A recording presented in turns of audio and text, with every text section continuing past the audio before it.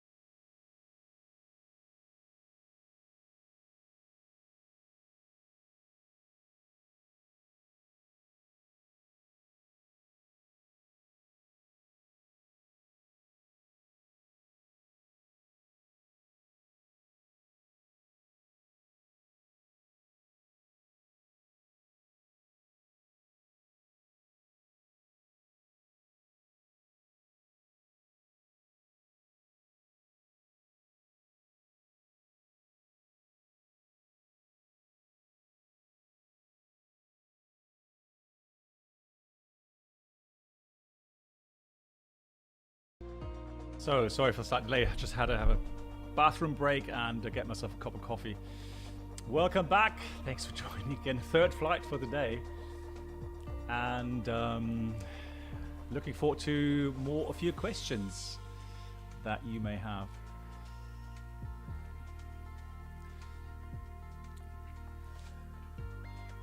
Yeah, so Timo, I mean, there are some videos from a real-world pilot that he published some videos approaching Santos Dumont, so I would expect them being able to depart as well.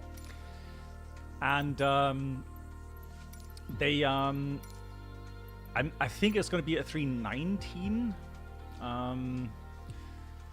but it all depends on your, weight and thrust ratio. So if you have very strong engines that are higher rated, and you limit your takeoff weight. So let's say you only would take on 110 passengers or something. Then yeah, you could depart from Santos Dumont, no problem. I'm gonna do an early morning flight, guys, so not real time.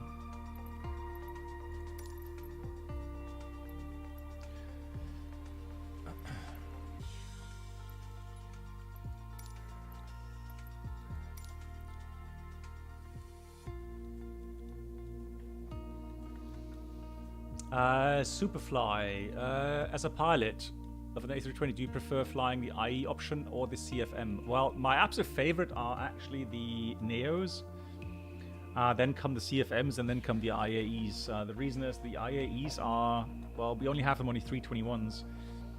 They are somewhat either tricky to handle in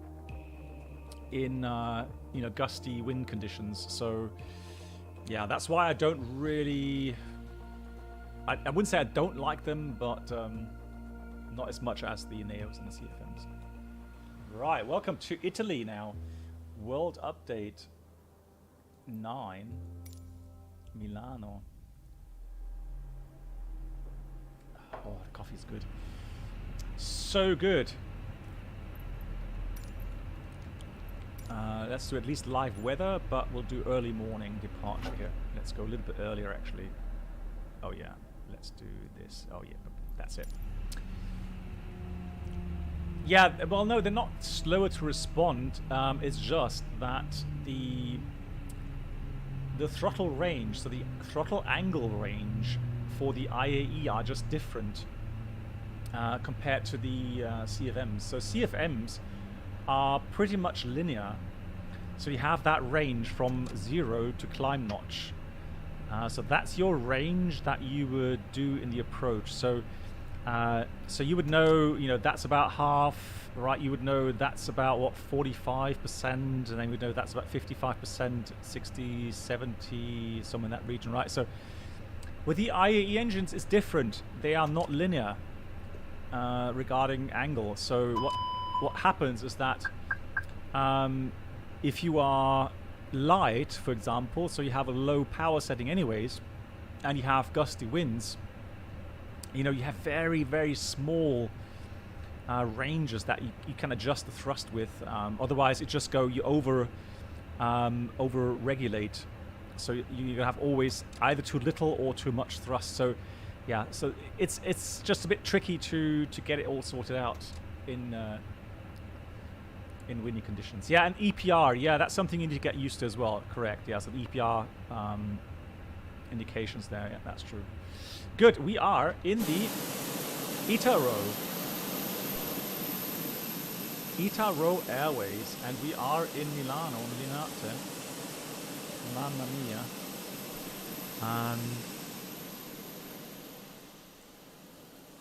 So I'm not sure what they did here in Milano regarding handcrafting stuff, but I think I saw the the football stadium, right?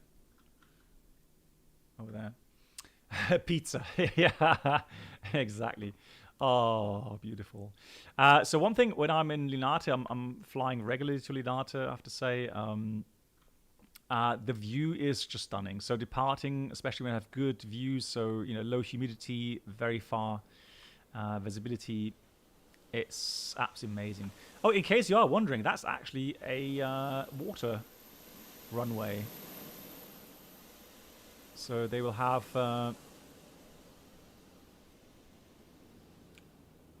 they will have float planes here.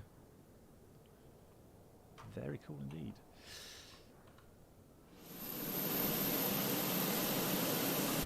At the moment, no. So what do you mean EIS? No, they only have 2. Oh, you mean the standby? So what you can do your setup regarding, at least what I've seen here, you can do your setup regarding liveries. So if you go to the settings here, Aeroscalo.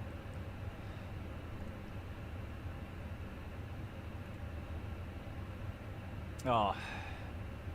Right, let me just change the sim brief time here. What time is it here in the sim? It is it really 4 Zulu? Oh, it is 4 Zulu. So we're going to depart at let's do 4:30. So I have half an hour time. Flight time is about an hour 35, hour 40. That gives us some options to do some failure stuff. Try out some more things there. Yeah, hour 40 flight time.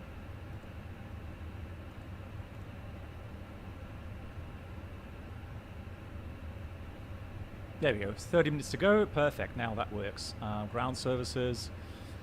Let me go upstairs. Open door. Cargoes. And then we will start the boarding. Let's do real time. 23 minutes. Looks good. 139 passengers expected. About 4 tons load. And we've got weather here. Variable or not. Vindicalme from behind it. Cabo K on 1015.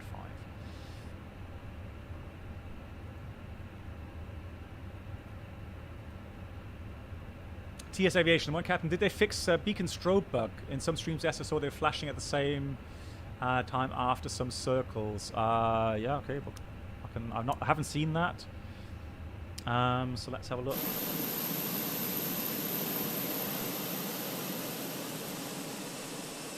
I'll leave that in the view here, and then you tell me if you see something wrong.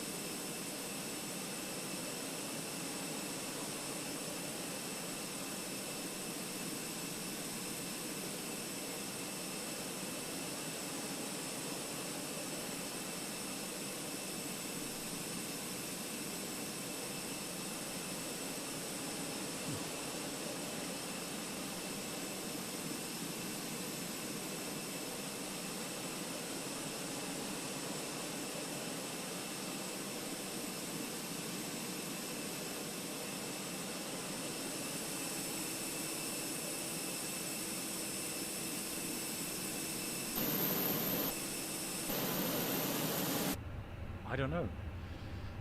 Normally I'm sitting inside the aircraft, so I can't really say if there are, you know.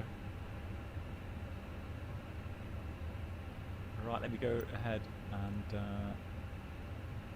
Oh yeah, one thing, guys. I'm sure that the developers does appreciate anyone very knowledgeable about the aircraft, coming in and say, hey, that's wrong, or that should be different. They will try to get that fixed for sure. And like I said at the beginning of the stream, or the first stream, obviously, there are people who would never notice it because they're not so knowledgeable on the aircraft, and they will not care either. And they will enjoy the add-on as it is. And then there's those people that are looking for 100% accuracy and will be disappointed because, like now mentioning, the strobe light sequence doesn't coincide with the beacon. Again, all you can do is forward that to the to the developers, and then see if they can fix it and change it. Is it a game breaker? No. By no means it is. And again, everyone has to decide for themselves, if it's the sounds they don't like, if it's the textures they don't like, or, in the end, it's you that has to make the decision if it's worth the €60, so 49.99 pounds, or €60 roundabout. So I'm not going to tell you to buy it or not to buy it. That's not why I'm streaming here. Or all I can do is show you guys what it's made of. You can make your own judgment from that. I can tell you how it hand flies, what I think of it compared to the real aircraft. But again, it's all about it being a PC flight simulator for €60. Yeah, so TS Aviation, I understand that. Again, it all depends on your preferences and your on the things that you concentrate on. And if it's a deal breaker, well, then that's just the way it is. Again, just forward it to the developers, and they will see if they can fix it. Good. So we got 15 Costnex. Can we try the AVAC? Right, let's see. We'll do something, I guess. So weather brief. We are on live weather. Northerly winds 4 knots, cavalcade 20 degrees right now, 1017. Oh, we might have some fog in the morning. Okay, interesting. We got the Palermo as the alternate airport. Cavalcade 19 degrees. Okay, and Linate, cavalcade 24 to 1015. Cool. Let me load that into Navigraph. Oh, it's somebody asking regarding the engine performance. Let's see if we find something in the documents here, because it does have some infos regarding. So.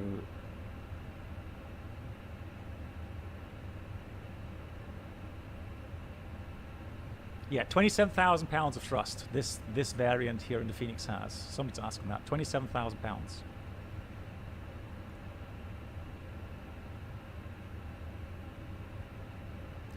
Yeah, Mark, absolutely. And again, you know, me as a beta tester, obviously, I concentrate on different things regarding or separate things than what some other testers are focusing on. And so these are things, you know, I would not find out in a million years. You know, that these things would actually be wrong or not modeled correctly. Yeah, so Dayan, I can say that I've been in the flight sim business, or I've been, you know, using flight sims for a very long time, ever since 1992. And so it's always fascinated me. It's more like on and off. So I've not always continuously used flight simulators, because at some time they did bore me. But I would say about 5 years ago, ever since the FS Labs came out, that was the point where I actually got back in more seriously into flight simming. Good night. And actually was fascinated by the progress. It was great. Hey, Contos, thank you so much for watching. Mach's gut, take care. Maybe tomorrow German live stream. I will post it on my Discord if I manage to do something. Yeah, so that's an amazing development, and I can only, from my own experience, I can only say that flight simmers are actually really lucky to have what they have these days. Good. Departures out of Milan Linate can be somewhat complicated, so let's have a look at our exit point first of all, which is Lokdi. So Lokdi is our departure or exit point there. Let me have a look if I find it. So the departures in Italy are normally made of two separate parts. So initial SID and then the transient SID.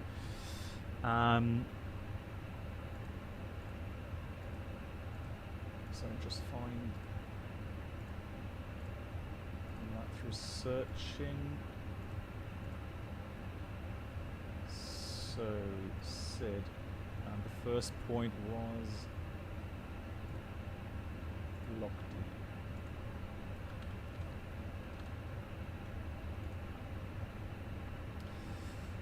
So I've got one from Apsem.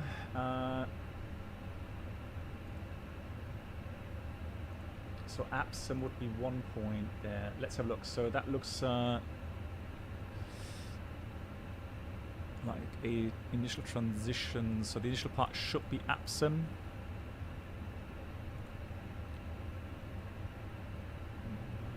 There we go, Apsem. Right, so we can do this one. Arnav Sid, Arnav 1. To be planned when Linate is unserviceable. Well, no. Let's assume it's not. So how about to be planned Linate unserviceable?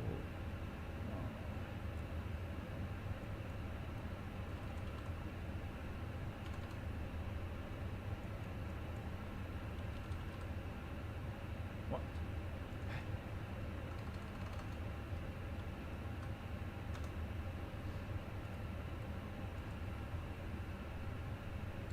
So 6 alpha is supposed to be Apsem 6 alpha. Where is it? There it is. Right, there we go. So for Arnav, runway 26. Cool. So initially we're going to go to 850 feet, not before Linate VUR. Turn right, Linate 003 outbound to 2.5 miles, 2,000 above. Right, Saronno 119 outbound. So we're going to program in Linate and Saronno. In here. Sierra Romeo November in here. So in it A page, cruise level, something I want to find out as well. Cruise level was 290. What? Nah. Now let's go 350. That's way too low. Temperature right now is 19 and 19. And so for the fuel, 8.2, is that right? 8.2 sounds good. So we do 8.2 in here. And the CG, or not CG, but the zero fuel weight is supposed to be about 59.1. So that's the initial, that's the preliminary. Let's do wind request. Wind request. There we go. And the GPS primary is fine. Whichever we have a virtual airline. Yeah, I do fly from time to time. It's called One Engine Out Airline. Yeah, so we do have our own black box community. The alternate fuel is Palermo. It's 1.9. Are you kidding me? 1.9.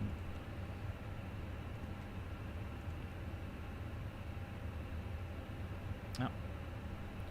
Cool. Right. So departure. 3-6. So we're going to do the.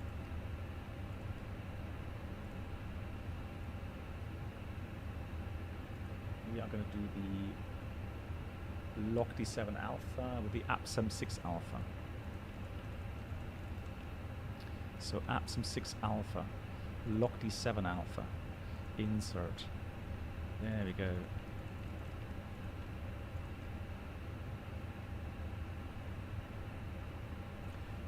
So we can actually go and check out the ANAF coded version. So that would be the conventional, but there is also a ANAF coded, so that's the one we're going to do overlay.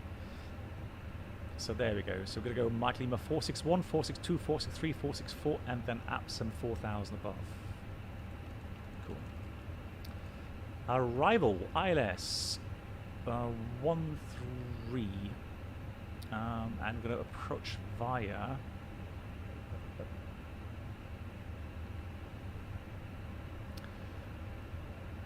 Camera config. Yeah, I can do that on my Discord, yeah. I can do that on my Discord. Ground charts. Airport. Oh, I have a video actually for you guys doing cruise flight, landing a Neo 321 in Malta. So we have a good comparison, real world scenery to the sim scenery here.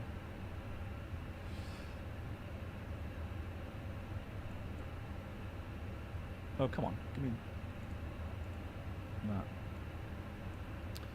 There we go. Let's do this via Google, I think, then. Golf Zulu Oscar. Right. Yeah, let's do this via Google. So, there we go. Google it is. So flight plan all the way down to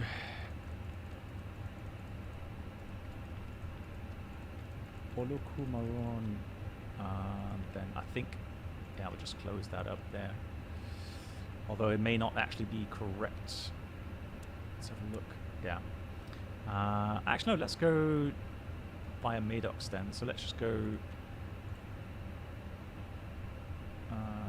that.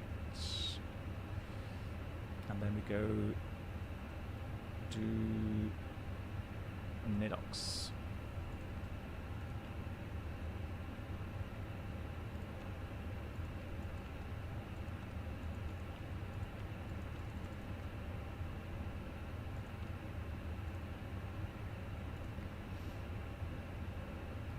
So that's it. Cool. That is now inserted. Fantastic. That's fine. That's fine. And we want the QNH of 1015. Automarker, yeah, I know, right? There are some wonderful moments you can actually experience here in Microsoft Flight Sim. Let's do initially 4000 then. Cool. So diffrips. So data. That was all checked. Init A page, init B page, flight plan page, RATNAV page, all good. Performance now to go. So let's go here. Good night, Black Box. Reynolds, ja, nochmal schöne Grüße. Happy landings. Stay safe, guys.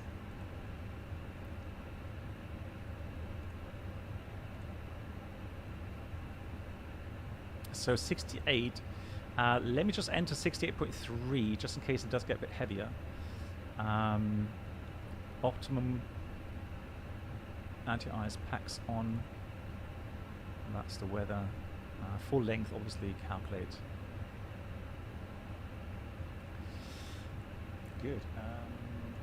Now, I'm sure that Linate has NADP1 or something, or some special procedure. It has NADP1, so 1860, 3360, and 1900 for engine out. So 1900, 1860 with 3360. Cool. Temperature again was 52 down 0.2. +1 down 0.2. Full length and the speeds 29, 30, 32.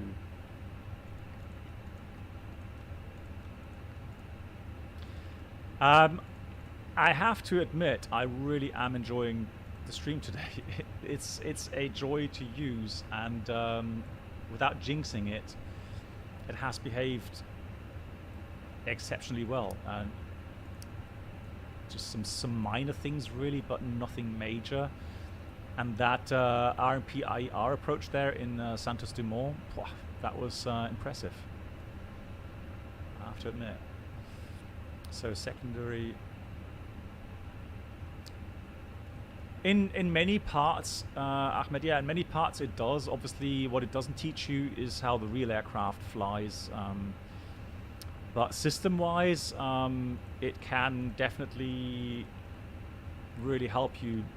So let's say you're doing a type rating or something, it does help you along a lot, yeah. Did you reset the sim after world update? No. You mean like with the settings, the LOD and so on? No, I did not do anything. So Zulu 36. So what I'm doing now is just a quick return plan if anything goes wrong. And the engine out procedure is a special procedure, meaning we go straight out. Initially to 2 miles Linate, so that's going to be 355 degrees. Linate VUR, 2 miles. And then we go right to Tango Zulu Oscar. So again, a special engine out procedure.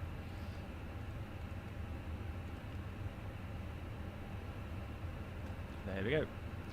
So out about 2 miles, and then we go to Trezzo. Good. We have a A320 wingtip fences CFM engine. No technical issues right now. Although, let me just simulate something here, guys.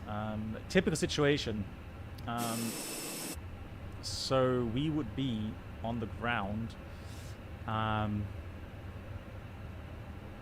So we have, I guess, boarding almost completed.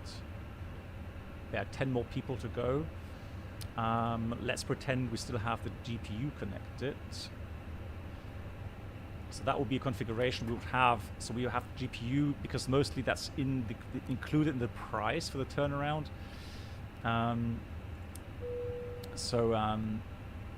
We would use that since it's paid for anyways. That means less load for the APU generator. That should be off. So that way, that will be the situation right now. So let me have a look at failures config. And I'm not kidding you. I don't know how often that has happened to me in real life. So let's do conditional. Control unit.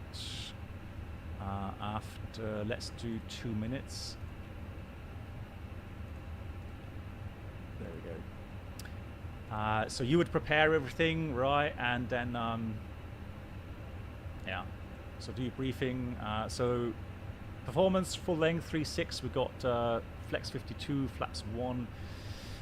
Speeds 29, 30, 32, transition 6000, NADP 1, engine out 1900. Departure route, a basic 6 alpha followed by the lock D 6 alpha, or 7 alpha transition actually, to lock D, initial climb 4000 feet.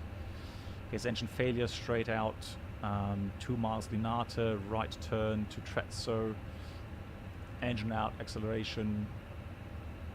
It's going to be 1900 in this case. We're going to clean up and continue climb 3000 feet radar vectors for the ILS Zulu 36 here in Linate. Good. Any questions?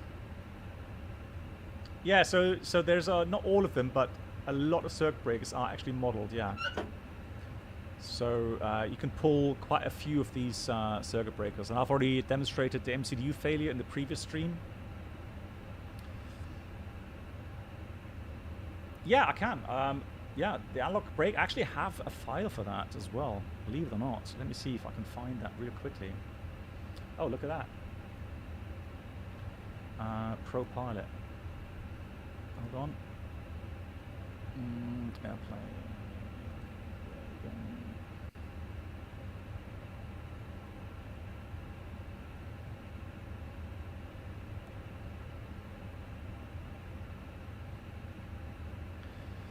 So there we go. So brake and accumulator pressure. Let me zoom into that a bit here on... Oh. No. No, thanks. Go away. Oh. Bing. Oh, no. Emergency shutdown. Right. Let me just... I'll come back to the indicator, all right? Let me just deal with the abnormal here. APU, emergency shutdown. Yeah, master switch fault. Oh no. So we can see the external power is on, so that's why we don't have a power loss.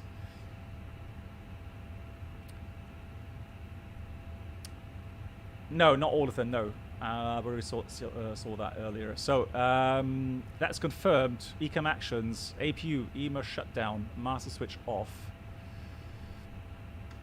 This is a CO. Master switch off, and I could take the bleed air off as well, obviously. Good. So that was the action items. No more action items. So clear APU, clear. Status. Well, we always say stop ECAM and think about a reset procedure. The problem is that was not anything, you know, just normal APU shutdown or something. That actually came with a an EMA shutdown, and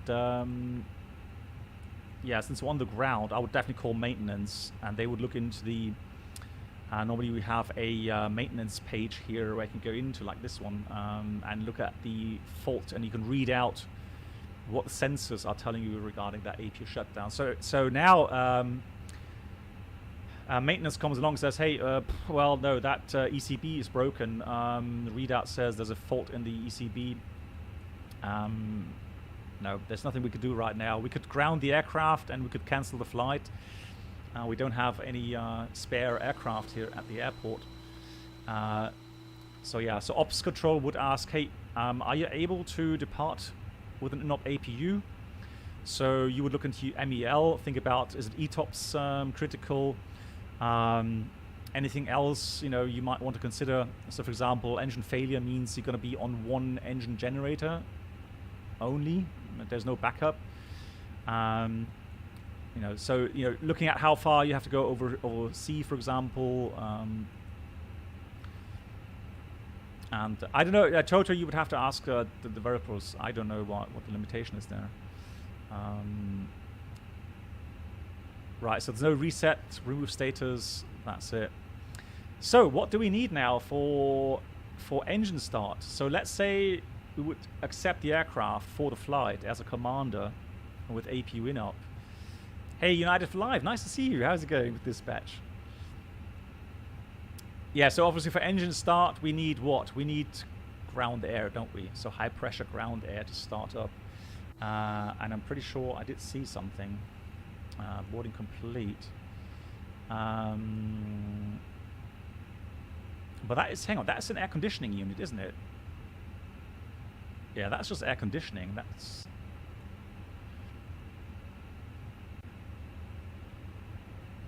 Graph.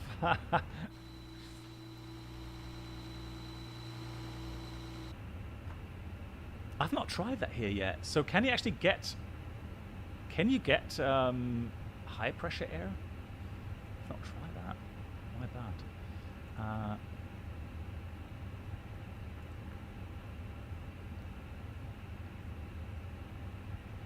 Yeah, that's the question. Let me see here.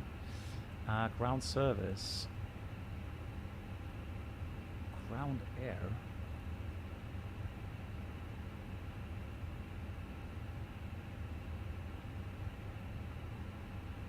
I would have assumed you have that here. Okay. Right, unless I'm not seeing it. Look on EFB. What do you mean? I did. Hang on. Ground power. That's the air conditioning. So what am I missing?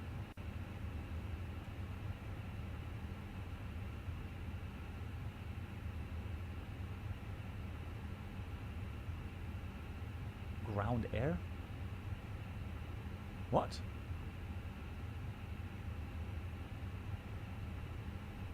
Yeah, but that's the same thing. That's no, ground air is air conditioning. No. Don't confuse that. There's two different things. So ground air is pre-air conditioned air that has been fed into the manifold to go into the cabin. But you have also normally a high pressure ground air supply. Do you think... Is that it? Hang on. So you think that's it? Hold on, hang on. But before we connect it, let's switch off the engine bleeds. Switch off the packs. Hang on. Maybe that's it. I don't know. I haven't tried it yet. So, oh, it is. Disregard. You guys are right. So MCDU, that is actually high pressure air. Yeah. That is it. So that's not conditioned air. That is actually high pressure air. All right. I was wondering whether or not they would have that, but yeah, I would have been very surprised if they didn't. So what we need is obviously a checklist that covers the ground air. Engine start.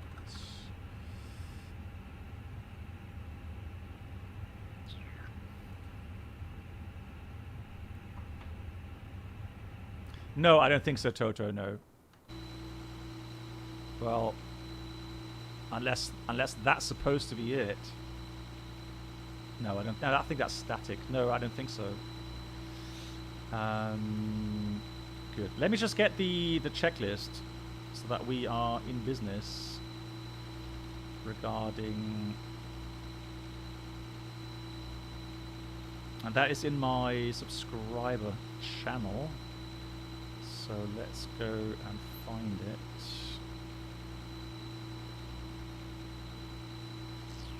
Pins. So we do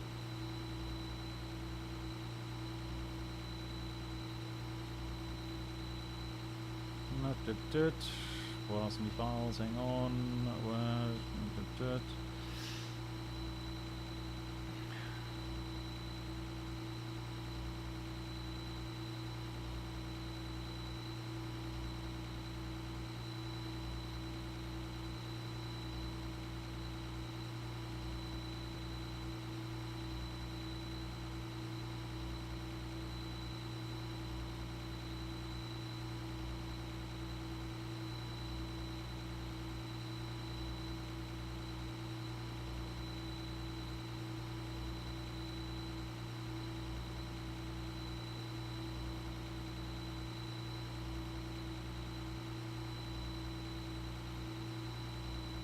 Why can't I find it?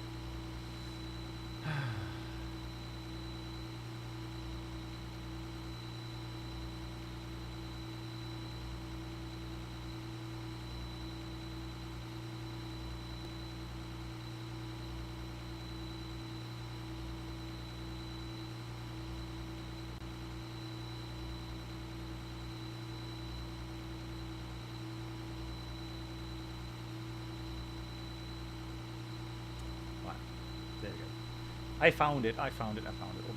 So, let's have a look at PDF. There it is. So we're doing engine start with external air. So before connecting the external pneumatic air, packs 1 and 2 off. That prevents pack contamination. Before start, APU is off. Engine bleeds 1 and 2 off. They are off as well. Crossbleed open. There we go. Oops. There we go. So we go crossbleed open. And that will open the crossbleed for the other side, so that when the external high pressure air is being fed in, it then go to the right system to start the right engine. Then we've got, when clear to start, engine 2 start. And the minimum recommended starter air pressure is 30 psi with the starter valve open. So we would get ATC clearance now. We would tell them, hey, we have to start one engine at the gate. And we would need clearance for that, obviously. And they would say, yeah, that's fine. Clear to start engine number 2. And call me back for pushback. So then we call ground, say, stand by. We would read the before start checklist. Cockpit prep completed. Signs are on and auto. Fuel quantity is 8,170 kilograms. Altimeter is 1015, 400 feet. Below the line, windows, doors closed. Closed. Beacon is... which scenery is that? I would have to look. Give me a second. Do that later. Yeah, closed. The beacon is on. Thrust levers idle, and the parking brake is on. So, ready for ground air. Roger. And now you can see pressure 48 psi. And make sure, confirm engine 2 is clear. Engine 2 is clear. So engine start. Engine 2 start. And you see the start pressure as well, 48 psi. So now with the starter valve open, it should be above 30 psi. Which it is, 36. So we pretty much now monitor the engine instruments, make sure... Oh yeah, right, yeah, forward, danke, yeah. It's Jetstream Designs, yeah, exactly. Yeah.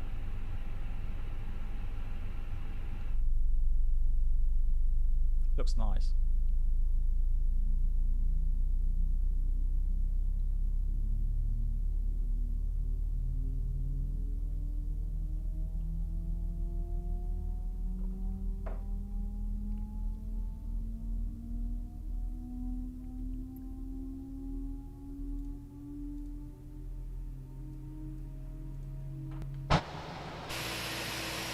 Good.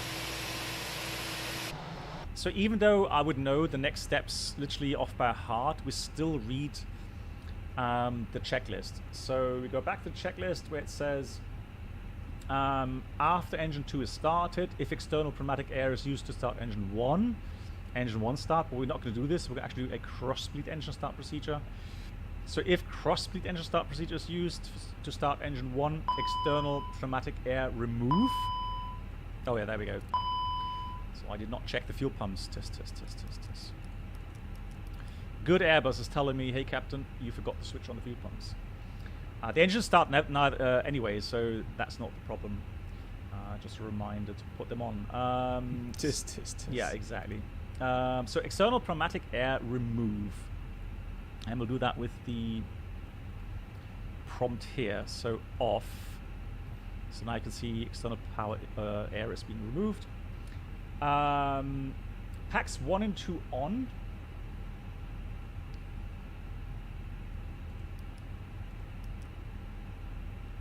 Engine 2 bleed on. Would make sense to switch engine 1 on because that's not running. And then cross bleed start procedure. Apply. So hold procedure. Thank you so much to Zolark becoming a member of the channel. Zolark, thank you so much for that. Big round of applause. Thank you. Welcome.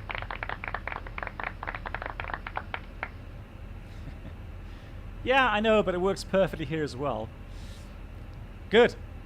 So we're going to contact ground again and say ready for pushback. All right, cleared pushback. Let's connect the tug. And I'll do that again with the iPad.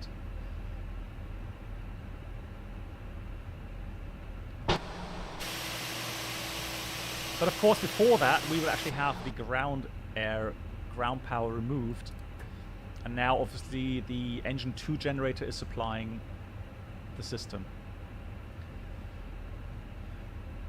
Right, so that can go. Tug is connected. So, towbar, well, actually, it's a lift up, isn't it? Yeah. So wait until we lift it up.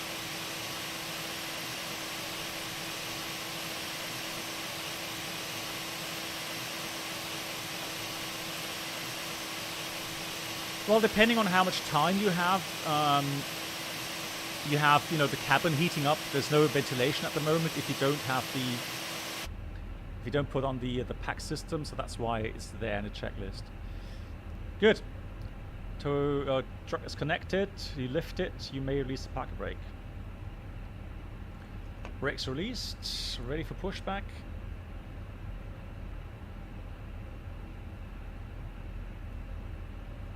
Pushing back.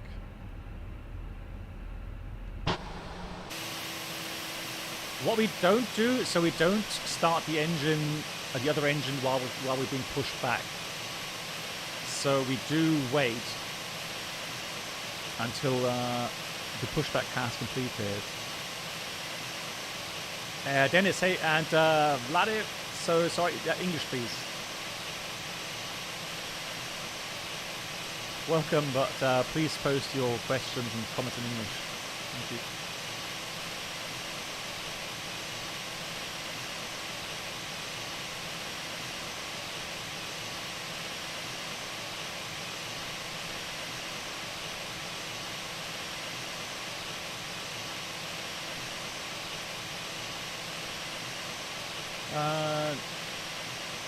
Yeah, I mean we can do. I'm not sure. I haven't tried simulating taxi. But yeah, we can try that. See how that works.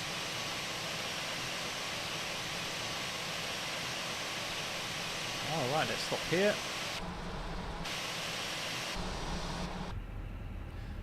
Different liveries. There's over, what was it, 130 liveries or more?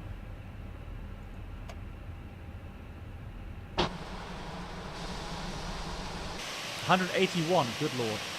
That's a lot of liveries. Trust me, you won't be disappointed.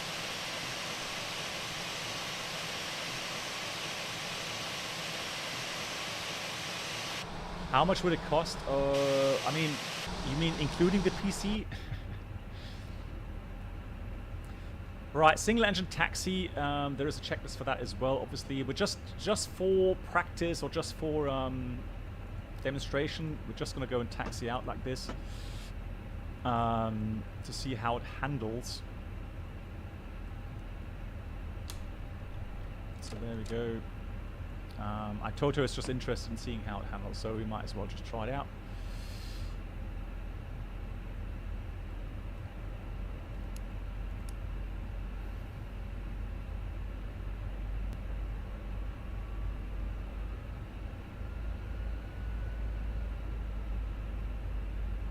Yeah, 49.99 British pounds, and that is about 60 euros. So we're going to take the next to the right, and it'll be down Tango, I think it's called. So Bravo Tango.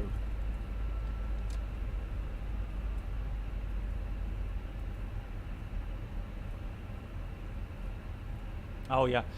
No, so what I have noticed as well, Toto, so the Microsoft base, as far as I can tell, does not have a asymmetric thrust simulation.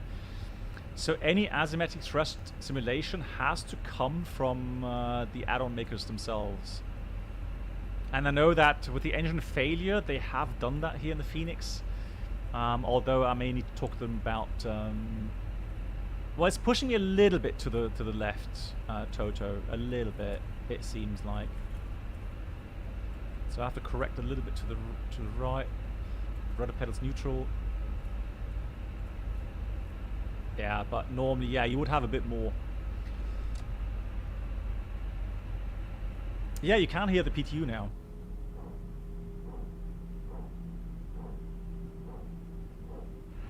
No, it's not realistic, Toto, no. So in real life, it would definitely be a lot more asymmetric thrust and force. Yeah, absolutely. Right, let me just stop here quickly and do the cross-speed start procedure. Let me find that.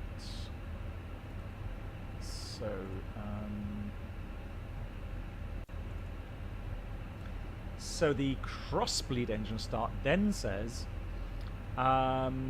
so only before, but with the parking brake set, before start, APU bleed is off, engine bleed running, engine check on. That is on. Engine bleed receiving engine, this engine here is off, cross bleed is open. When clear to start, check area behind and in front of the engine is clear. Checked, adjust the thrust of the supplying engine to obtain a bleed pressure of 30 psi before start and make sure to maintain at least 25 psi during engine start. So let's go engine start. So we get the page here. So we've got 22 psi at the moment. So I'm going to increase the thrust on the engine 2. So I have a bit more than 30 psi. There we go, 32. And then we go engine 1 start. So we have to maintain more than 25, so we need a bit more thrust there. You can see it's dropped to 22. Yeah, 40% is about what I would expect. 40-45% N1. That's pretty realistic. 26 psi. Here comes ignition, fuel flow, light up.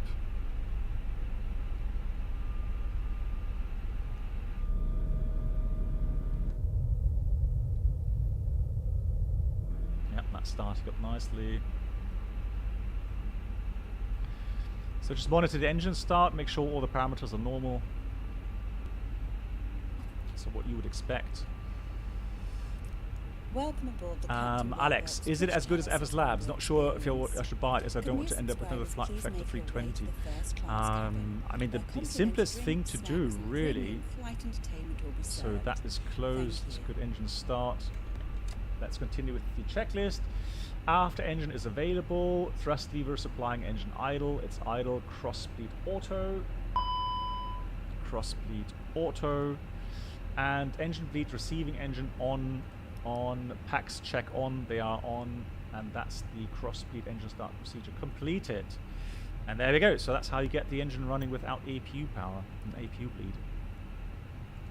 And then we just do the normal after start flows. So APU is off, that's broken. Then we set the trim. Oh, actually, did we get the final load sheet? We should have. Let me just check here.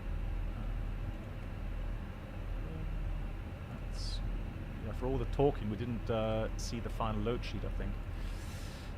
So load sheet final is 59.1. We have to go to fuel prediction page now. 59.1, that's correct. NCG is 59. No, it is 30.6. 30.6. So 28.5 for the CG. 28.5. That's around about pretty much 0, isn't it? Down 0.2.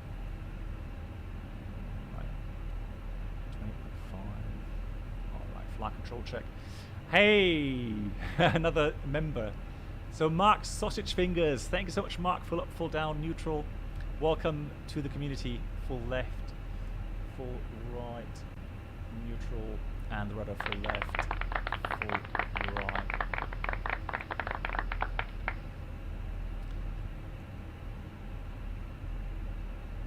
Oh yeah, it does need a lot of throttle. I mean, maybe I can film it at some time, next time I have a cross-bleed start. It does take a lot of thrust, yeah.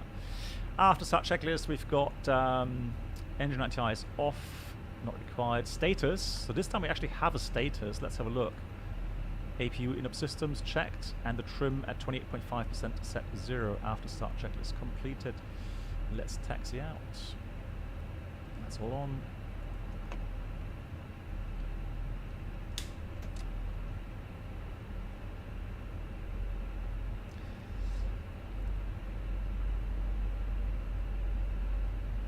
Brake check.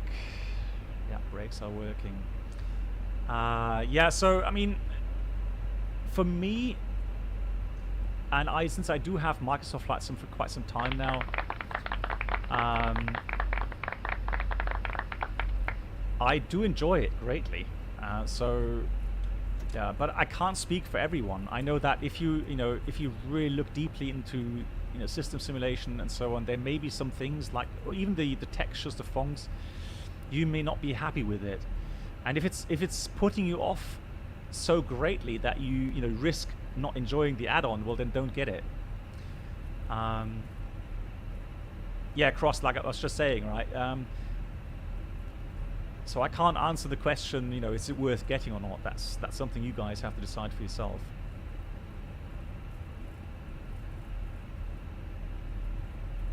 Has anybody heard when X-Plane 12 is going to hit the shelves? Because I'm not sure. I have not heard anything for ages.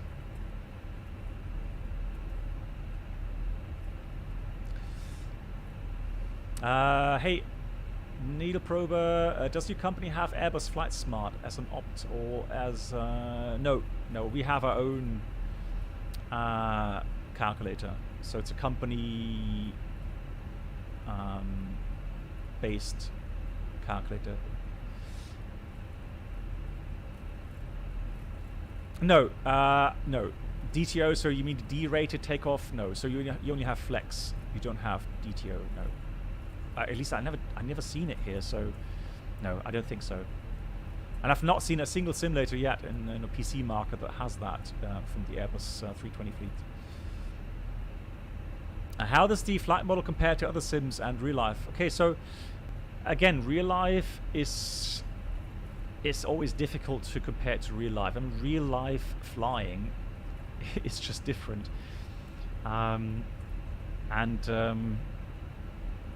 Microsoft Flight Sim with apparently a new, aerodynamic model or, environmental model with up and down drafts, etc. It's just, we've seen it in the last approach into Santos Dumont. It's just too extreme sometimes. So it's always these things that kind of make it unrealistic to a certain point. Regarding the A320, you have to realize that it's in real life as well flight augmented, so it means it's stabilized for you. It has automatic trim, and so it is a fairly stable aircraft per se. However, again, in the real world, you have some influences that simply change, some parameters that makes you, the pilot, flying manually, to do some corrections. So the Airbus does a lot, but it doesn't do everything in real life. And to try to simulate that in a PC flight sim is difficult. It really is. So again, it all comes down to, is it enjoyable enough for a customer? And here again, I can't, judge for everyone. At the moment, it's just the CFMs. So in real life, you have CFMs, you have the IAE, you have the NEOs, you have the LEAPs. Are there any others? I don't think so.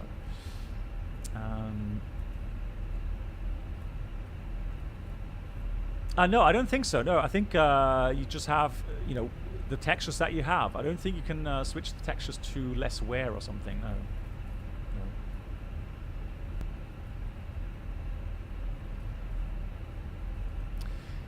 Before takeoff items, and let's do the checklist. Before takeoff checklist, we have flaps 1 plus F, takeoff speed flex 129, 130, 132, flex is 52, and economic takeoff no blue down to the line. Aero Mexico, well, yeah, I mean, again, it's mostly sceneries that I try, and if there's a good Mexico scenery, Acapulco, whatever, I will do that as well.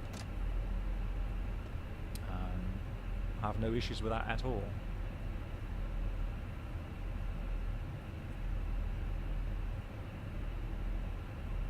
Yeah, so the NEO stands for New Engine Options, so yeah, they can have the Pratt & Whitney or the CFM LEAPs, yeah. Correct. Good.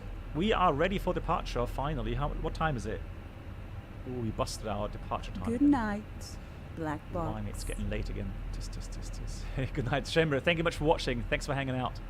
Good night. So let me quickly go clipboard here and go with the initial departure. Right, waypoints, climbing 4,000 initially. Transition 6,000. There we go. Line up clear departure. So this time I'm actually going to be really cool and switch on the transponder and the transponder itself. There we go. Hey, Glider UK. Okay, there we go. Mark. Oh, now I recognize you. Yes. Thank you so much, Mark Glider UK. Thank you for the £5. Thank you so much, Mark, again for your support. I hope you're doing well. How's life? Autopilot. There's the jingle. Thank you so much. Autopilot. Good. Are we ready? Actually, I'm just going to try something, guys, because I'm seeing something that I haven't seen before, because I'm using the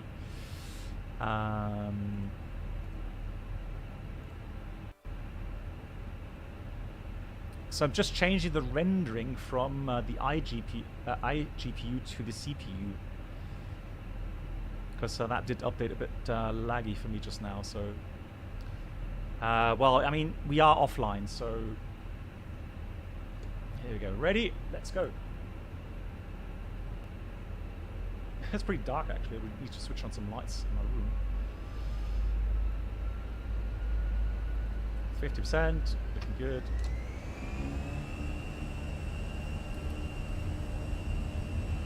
So we have Manflex 52 SRS runway. Auto thrust is blue. Take a thrust set.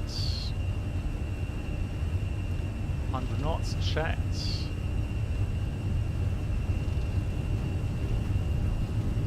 U1 rotate. There we go, airborne and positive rate. Gear up. So that's what I mean when you let go of the stick a bit too soon here. It does dip down. It would not do that in real life, but the developers can give you a bit more of an idea. Right, Linate you are. Let's go to the right, and they can explain why or what's happening, why they have to do that.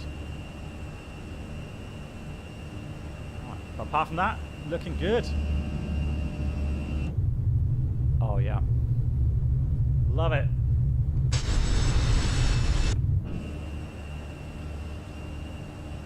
Autopilot 1.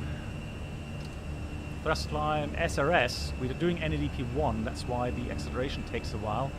But thrust reduction was at 1,500 feet height. And at 3,400, yeah, now we've got speed out start already. That's interesting. Let's continue climb, flight level 110. So thrust climb up blue 11,000. And we have a speed restriction right now for the turn initially. Yeah, there are many options regarding callouts. So now it's turning, fantastic. Oh, beautiful.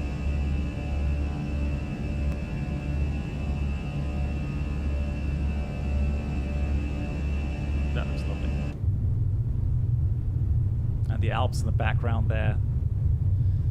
Really nice. No, I don't play anything else apart from flight sims, really. So yeah, so for us, I mean, different airlines, different procedures. For us, that's the elapsed time regarding takeoff. So we have a easy indication how long we've been flying. So we've got standard set 6-1 accelerating. The chrono here is done for engine failure cases. So above F speed, let's go flap 0. Speed is checked, flap 0.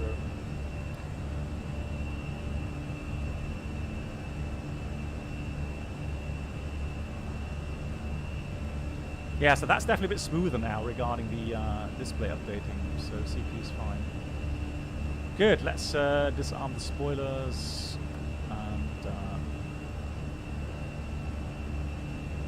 switch those on.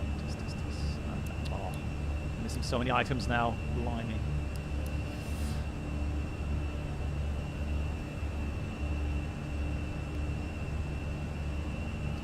No, so Daniel, we don't. I know that there are some airlines out there that have that. We don't know.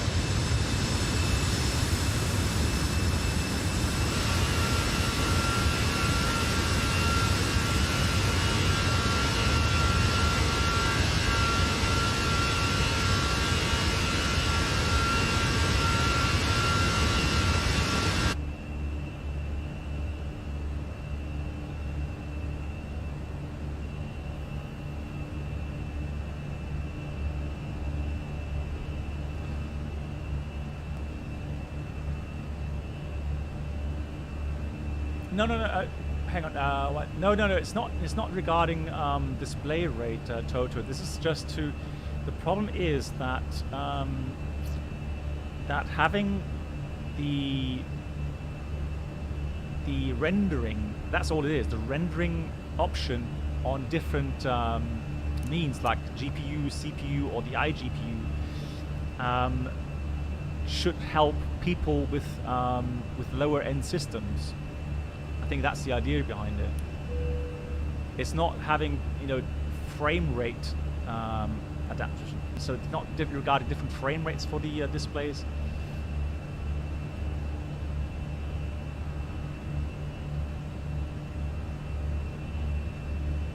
Frame rate slider. Let's have a look. Okay, I'm not sure. Config. Control aircraft config.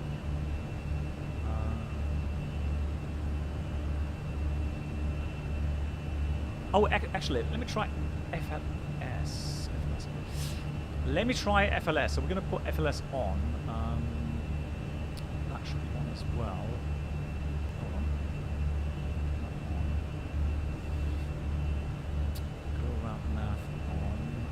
That's there. That should be off. That doesn't matter anyways.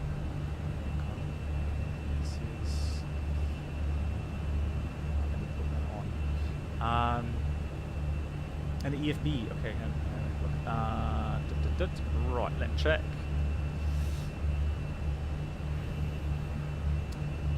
States, sim settings.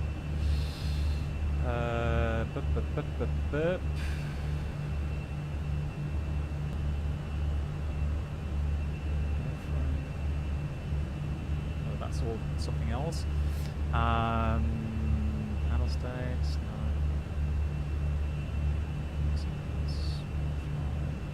No. Right, let me go settings then. Hold on, one more thing. Settings. Flight mode.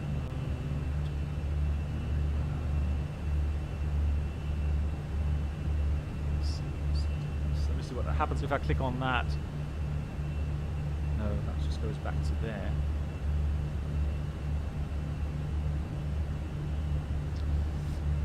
Sim settings. Hang on. Am I blind? Where is it? Airframe? There's a glass instrument refresh rate setting in the sim options. Or you mean like the normal sim options?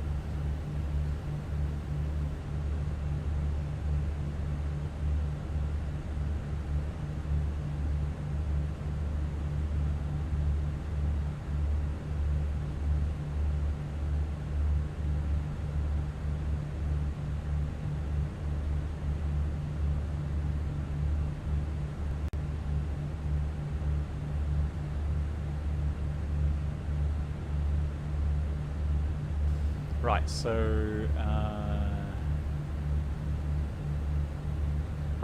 okay, so for the I can do quality. I can do quality, but no, I can't do refresh rate. No.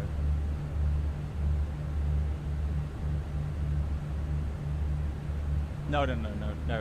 You can only do quality, so high quality, normal.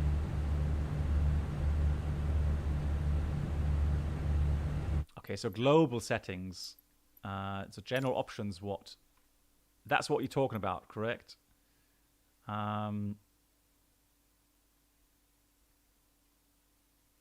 Yeah, that's what you mean. That's what you mean. But you can't set this a fixed setting there. Yeah, all good, Toto. Yeah. Oh, I would not be surprised if I overlooked something at some point. Right. So progress 350 is optimum.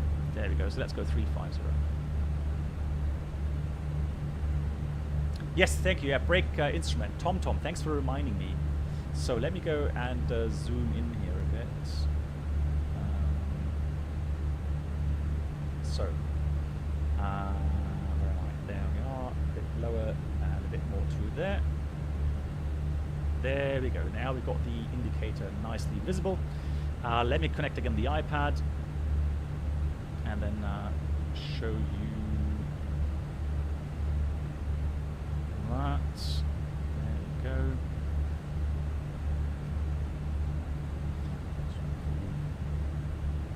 Good. So, right. So you have a brake accumulator, so brake and accumulator pressure indicator. If you look at the brake system itself, we have a normal brake system, which is being used or utilized by the green hydraulic pressure, and you have a brake steering control unit 1 and 2. And that is being used for normal noticeable steering, for normal braking, and for the anti-skid.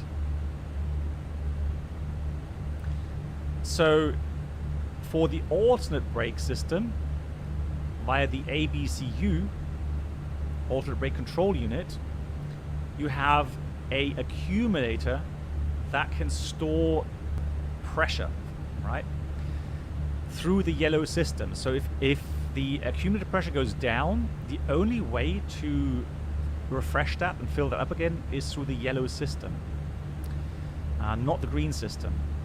So the first thing that you have to remember is that the accu pressure shows you the pressure inside of the accumulator, and that can only be refilled by the yellow system pressure. Then you have the brake indications or brake pressure indications, and you can see it says PSI times 1000.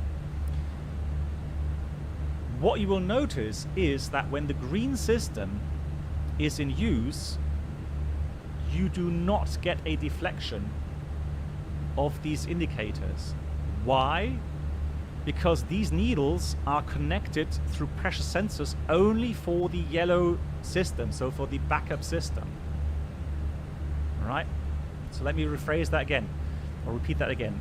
Those indicators do not show the normal green pressure. And so when you apply brakes with normal brake system, you will not have those deflect. People always think that's broken, or the simulator is broken, or the indication is broken because it does not deflect when I press the brake pedals. No, they will only deflect when you have a green system failure, and you would have the system running on the alternate brake system. Let's see, green system. Okay, let me see if I can. Hey, Flower Wife for the win. Once again, so thank you so much. Hope you're doing good, first of all, and thanks for the support.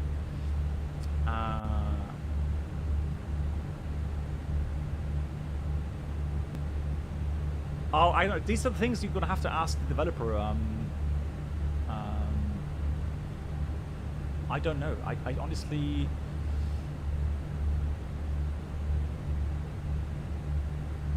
I would need to look at the approach again to see if that's actually rated as the fix for the approach itself, or if it's actually...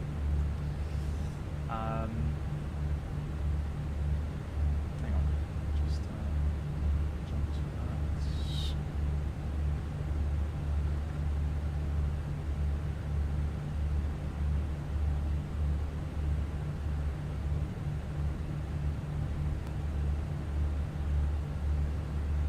that. So let's look for the requirements. Yeah, so radius fix required, so it would need that, and that would be the leg. So that thing, that would be the radius fix. So you have a certain point that draws that radius around that to connect those two waypoints. But I don't know. I don't know exactly what it drew there. And yeah, it is. I know it's definitely the radius fix required. And I'm not saying, by all means, I'm not saying that the FENIX is authorized for these kind of approaches. No, that's not what I'm saying. So, yeah. I mean, we can go in and ask the developers the thoughts behind it regarding the FENIX. If it's simulating that and how it's simulating that, etc. Yeah, missed approach looks like one as well, yeah. And the third one? You mean this part here? Yeah.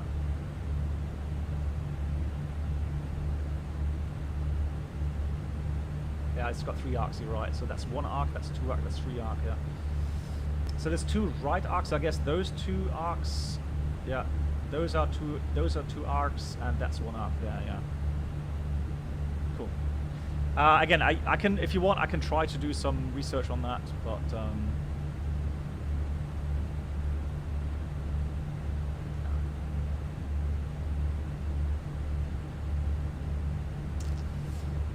right. We were talking about the brake system. Let me just try and do something, demonstrate something. I'm not going to do complete hydraulic failure, but just to demonstrate to you the. Actually, I can do that on the ground after arrival. That would make more sense because right now you'd only see the status page.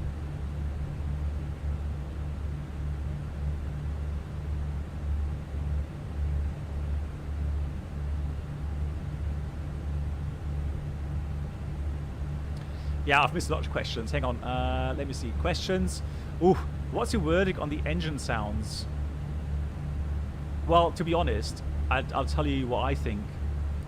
Pilot Henrik, all my thoughts on the sounds is I've not had a single simulator, Airbus simulator that is, where I would say that the sounds are 100%. So no, that just doesn't exist.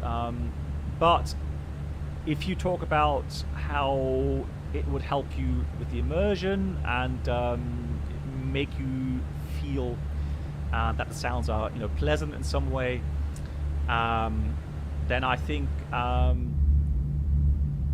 they've done a pretty good job.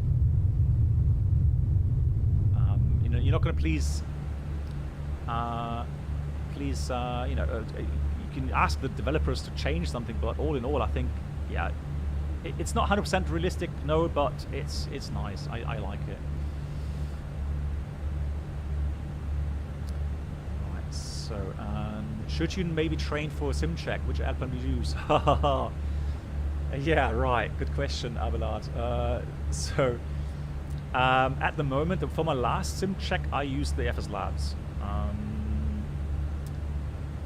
Why? Because back then, the FENIX just didn't really have the reliability that I wanted. So it's come a long way since then. So for the next sim check, should it arrive, so be aware that my next sim check will be in November on the 320, and I'm hoping to transfer on the 747 before that. So I may not even have another sim check on the 320. So we'll see. But if it does happen, then I'll probably use the FENIX next time. Good night, Black Box. Hey, Eagle Motion, thanks for watching so long. Yeah, yeah, me too. I enjoyed streaming as well. So yeah, thanks for staying so long, and have a great week as well. Happy landings.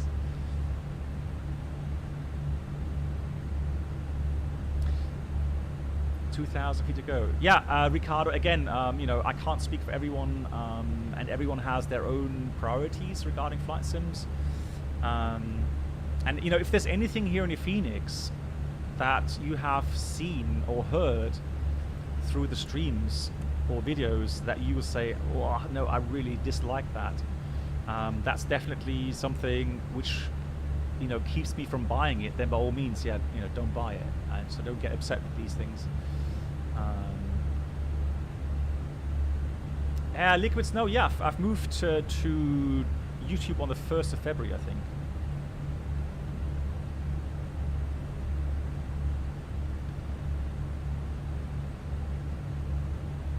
Oh well, I don't know. It all depends if, you know, if FENIX allows that. It's always a little bit difficult sometimes with, you know, regards to copyright or with EULA, etc.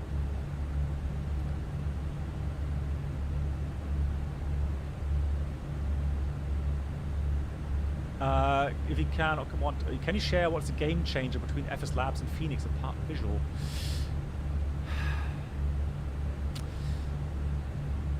Well, oh, that's a tough question to answer. Because, you know, the FS Labs is a very, very good add-on.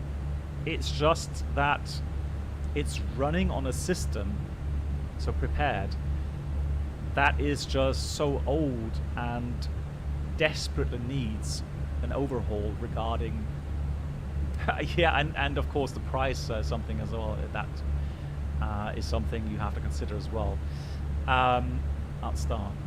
So it's such a tough question to answer. Game changer, man. For me personally, since I am a nerd when it comes to these failures, you know, that's something I would definitely, you know, yeah, prefer over the FS Labs.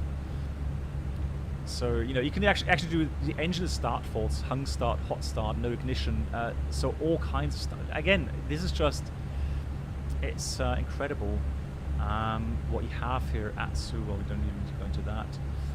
Indicating recording, yeah, so all the things with SDAC, flight warning computers, cockpit voice recorder, DMCs, DCVUs, display units failure. I mean, it's just, and you can pull the circuit breakers on those things. So engines, let's see what engine problems we can actually have. Just FADEC channel problems. So if you fail both channels on one engine, obviously the engine will fail.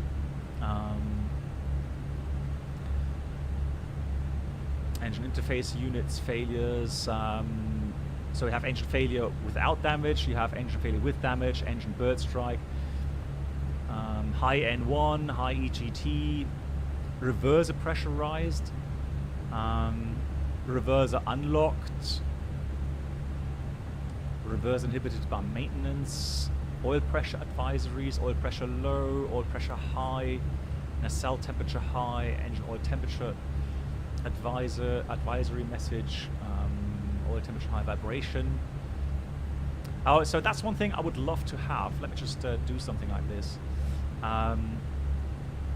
Yeah, so I'm going to put a request in. So unless that was a indicator issue, at these vibration levels, you would be sitting going, you would be like this. You would not be sitting. So it will be like, you know, martini shaken, not stirred. So yeah, obviously that is just a simple, you know, visual vibration thing here. So yeah, I wish they would implement that kind of.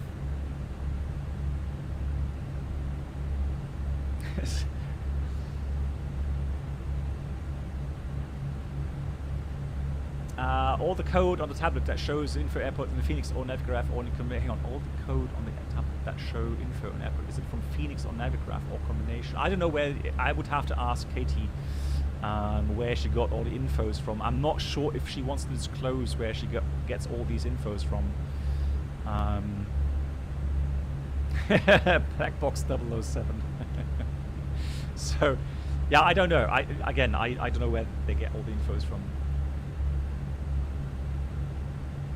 Do you think the aviation industry will be recovering sometime soon for flight students? Yes, Daniel. At the moment, it does look like that. Although, Daniel, you know, we don't know what's going to happen, you know, 1 or 2 years down the road regarding the war in the Ukraine, the economies worldwide. But at the moment, it really seems like huge demand coming up. Wow, that sounds a bit wrong. So at the moment, it seems like there's huge demand coming up for pilots worldwide. Yeah, Cucumber Bush, yeah, I probably would need to have access to these things. But, I mean, why not, right? I mean, you can do it in the X-Plane 11, so why can't you do it here in Microsoft? An ETA for the flight? Yes, we do. I'm not sure why it's not connected.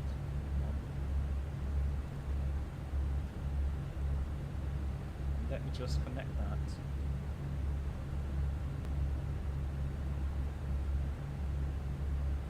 There we go. So it says an hour there, and we got 6:28. Yeah, about an hour 10 minutes we have.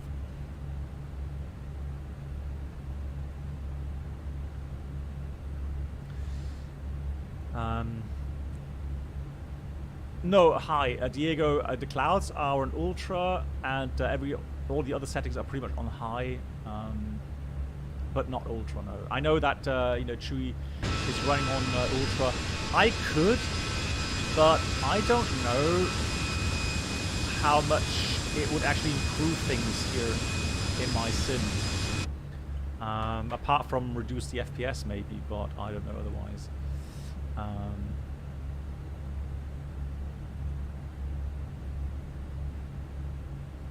No, anti-skid, no. That's the thing is, regarding your... Go back to the screen sharing here. So, regarding the alternate system. So when you use alternate system, it has what's called an alternate brake or alternate anti-skid as well. So for the alternate brake control unit, you have alternate braking with anti-skid. You actually have some failures without anti-skid, and then you have the alternate braking on accumulator. These are the options. The alternate braking, so the alternate anti-skid system, does not adjust each of the brakes. It just adjusts brakes on a pair of the left or the right main landing gear, and that's the difference. But it does have anti-skid to a certain point, but there are failures where you don't have anti-skid available anymore. But no, the anti-skid will not discharge the acupressure. If there is any risk of that, then of course you would have a failure where the anti-skid would not be working. So, you know, the Airbus is quite clever plane in that regard. Hey, Bokistos, thank you much for watching. Pleasure. Thank you so much. Take care. I'm pretty sure we're going to be coming towards Rome. Tequila, yeah, there's Rome. Looks so familiar. Oh, sorry, Vikris. Yeah, you wanted the shade, right? So it's interesting, yeah, it's interesting how it changes the lighting in the flight deck. You see that? It gets darker again. So when you pull the shade down, it actually gets lighter in the flight deck. Captain, the charts are blocking the view.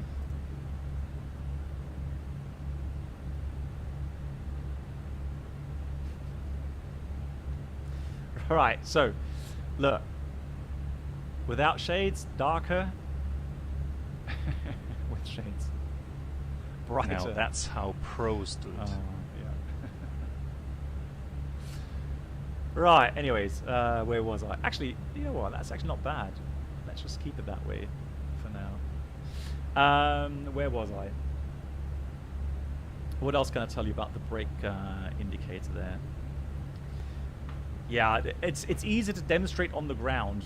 And if you are still here later on, maybe do a reminder, and then I can tell you that. Right, failures, anything else?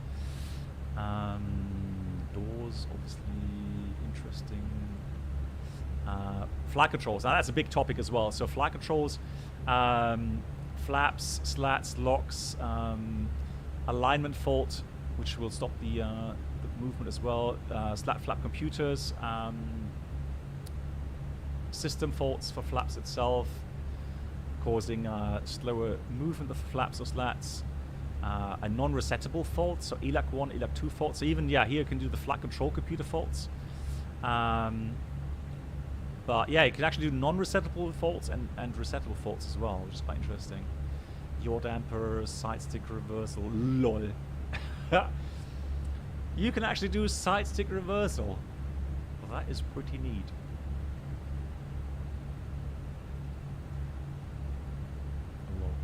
Now, just for demonstration, guys, one thing that is really, really, really challenging for pilots is any failures with regards to airspeed, altitude, or even the artificial horizons. So,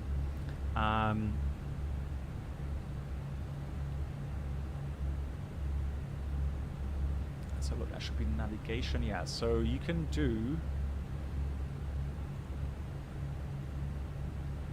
IRS alignment. Let's see, pitot block. Yeah, oh, and of course the pitot blocked pitch. Oh, there we go, pitch discrepancy. So, one thing, even I would admit, even Airbus pilots will sometimes forget if they haven't trained that for a while, is the difference between discrepancy and the disagree, right? So let's do a bank discrepancy. So let's do that immediately. So you'll see the bank there. Let's see if we can monitor that. Right, you see there's a drift in the bank angle. It's very subtle, right? So let's say you are in IMC and the pilot flying was the CM2. Alright, so he would be like, oh, what the hell? Oh, check attitude. NAF attitude discrepancy. Right, so what you can do, obviously, is quickly check with the ESIS, because that is a standby instrument. That is not linked to IR 1, 2, or 3. That is a completely separate artificial horizon, and so you could quickly do that, and that will definitely give away that this one is probably faulty. It says, let's do the procedure. So nav attitude discrepancy, start procedure. So attitude cross check. So we did that, and attitude heading switch as required. So let's do. So we're assuming it's the number 2. So let's switch that to number 3. And so now that we've set number 3 as active, the message has disappeared regarding the discrepancy. Because now there is no more discrepancy between the CM1 and CM2 instrument.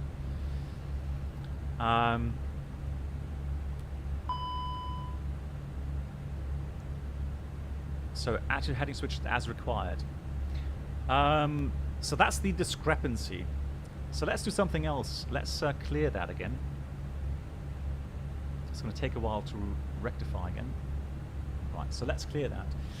Now, let's pretend, let's see what we can do. Let's pretend we actually took off with IR2 inop. Right, let's see. Right, let's do IRS alignment 2. And so let's pretend we dispatched with IR2. We can't switch that off. So the only thing I can do is I can... Oh, no, so that's not alignment. Let me do something else.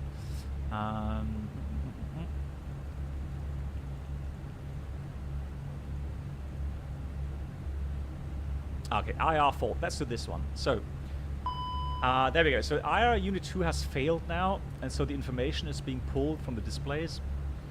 And so if it were that on the ground, you would have that switched off according to procedure, and you would have then attitude heading switch FO3. So now the FO gets the attitude information from the IR unit number 3. So let's clear that. So let's say we were dispatched like this, all right? And normally, I'm not going to do that now because otherwise we'll lose the IR2. Although that's not really... Well, let's do this. So let's see, that was dispatched this way. Good night, black box. And so now... Oh really, it's also switching off the IR. Okay, interesting. The ADR unit. Okay. Yeah, that it does. That's a whole switch. That switches off the ADR info as well. So what happens now if we get a drift now on the 3 set? So that message was discrepancy. Right. So and then let's do IR3 now. Bank discrepancy. So now the IR3 unit starts getting wrong info,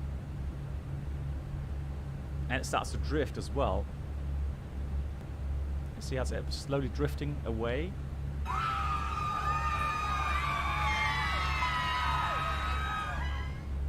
Right, now it's a lot more serious, right?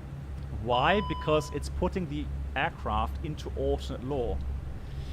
And so it doesn't say only nav at discrepancy anymore. It actually says IR disagree.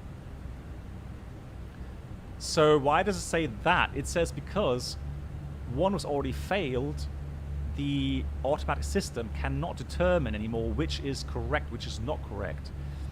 So it's completely up to the pilots now to determine quickly which attitude is correct and which isn't. Right? So interesting kind of failures. Let me just redo that quickly. And that has quite some interesting effects on the aircraft. Cross check. So let's see. I hope I can. Ugh. Oh man, I hope. Well, actually, we are in direct law. It says use manual pitch trim. Yeah, it's direct law already with this failure. That's nasty. Man, I can't get it up there as well. Oh no.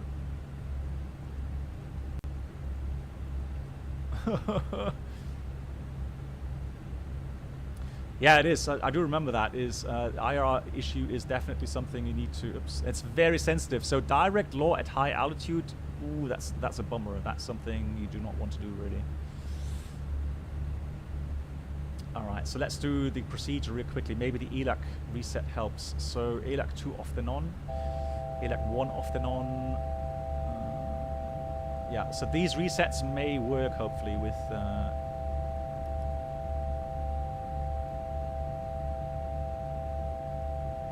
Coffin corner around the corner. Yeah. There we go. Now we can rearm the autopilot. There we go. Whew.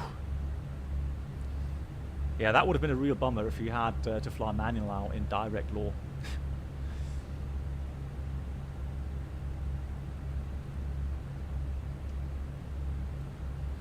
Yeah, so the same kind of principle applies for the airspeed discrepancy and airspeed disagree.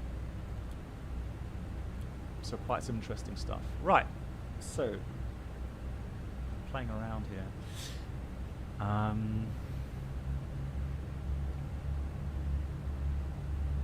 Roma. Let's have a look. Bella Italia. Oh, too far away really to see much. Oh, there's the airport. Fiumicino. That would be downtown.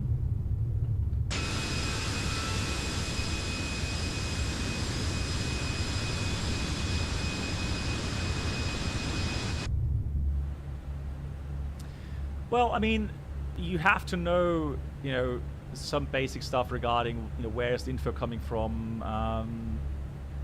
how to, do the procedures, etc. So, so some of these failures will definitely overpower a flight simmer. But literally, the Airbus will tell you what to do most of the time. So if you do the procedure, then you will get back to a normal flying state.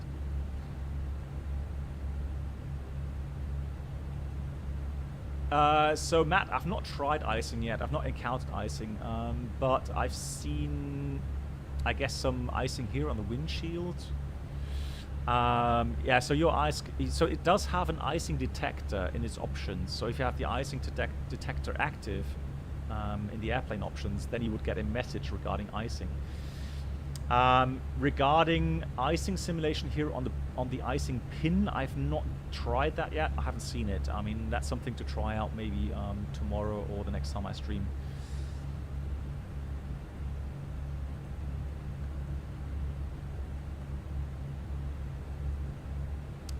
With the acupressure, when does the gear down? The needle is cyclist. Okay, yeah, exactly. So lower case Sam, definitely good catch. So the newer system. So whenever you have the alternate brake steering control unit, with the landing gear being lowered, you have a short test cycle, and so that's indeed you see that those indicators deflect, and that's not a fault or a a simulator bug or something. No, that's actually happening in the real aircraft, yeah. And that's a test cycle, yeah. Timo, yeah, so I was actually getting a message that I'm maybe getting to transfer in June to the 747, but that was pulled just 2 days later. The thing is that it's very volatile at the moment regarding demand on the different fleets. So I just have to be patient. It could happen very quickly at some point, or I may wait another, 6 to 12 months. I don't know. We'll see. So I have to be patient, which is not really my best attribute. So, how would you classify climb performance between CEO and Neo, or even Shark? So, well, Neos are crazy. The Neos have a incredible performance. Just to give you an idea, we had a 320 on Neo with 210 passengers. So it's all in all, it was like 216 souls on board. And it was climbing like crazy. It's unbelievable. So the Neos have incredible performance boost over the CEOs or the IEs. Regarding sharklets or the wingtip fences, there the difference is not really that noticeable. It's measurable, but whether or not you notice as a pilot, that's something different.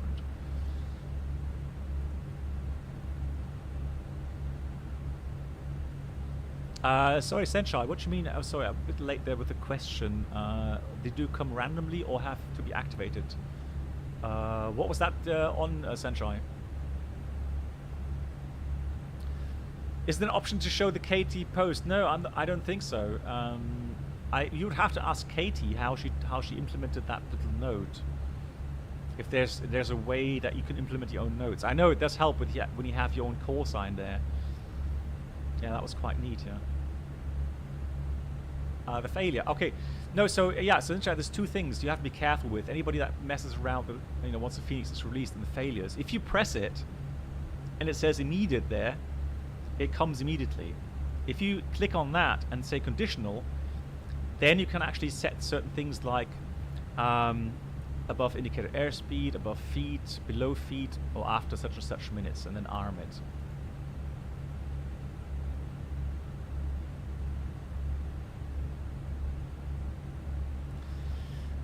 Yeah, oh yeah, and Toto said something with attitude. Now, there are certain situations where you could actually try a attitude alignment. What happened now?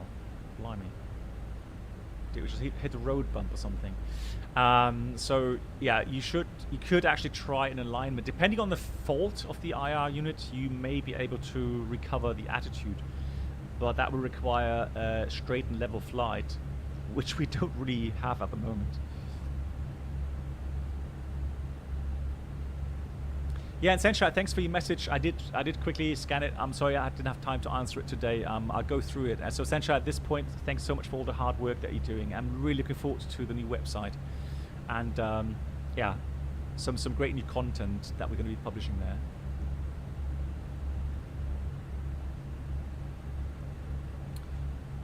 Do we have wing flex? Now, that's a good question.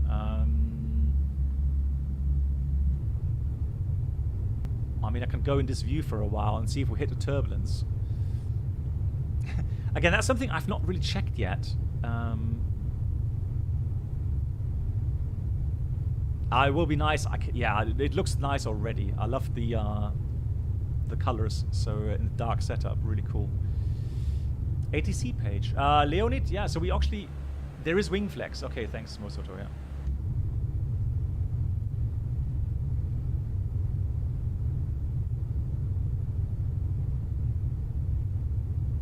So there is WinFlex. Okay, but again, that's something I didn't watch yet. So, right, let me just try that then.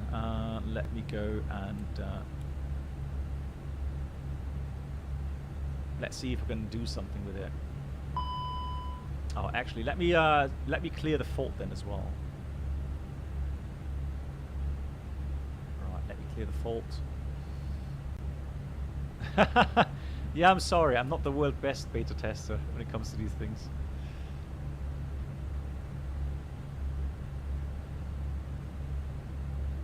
Right, that might be failed completely. Yeah, it's failing itself now. Let's have a look quickly here into data. IRS monitor to fault. Yeah, no, we killed it, I'm afraid. Yeah.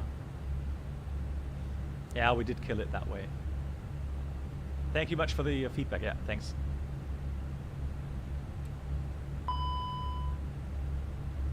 I don't think it's going to line anyways. I mean, we do get air data back. That's good.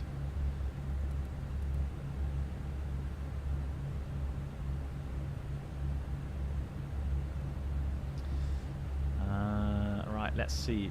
Switch to... Yeah, that could work as well, yeah. That could work as well if we do go to nav and then clear the failure. Correct. Yeah, that could work. Yeah, all right. There we go. Now, but we didn't test the alignment now. That's because we cheated. Oh, hang on. No, we don't have that yet. So that's done.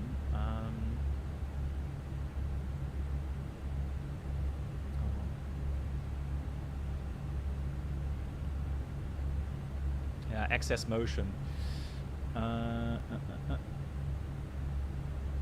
Yeah, I would need to look into the books to see how to align this manually. I know there is a procedure for it.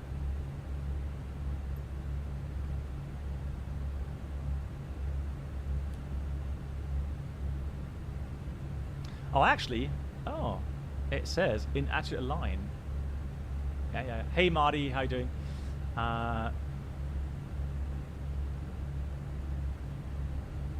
Yeah. So, Marty, don't worry. Marty, we're messing about a bit. So, no, don't worry. All good.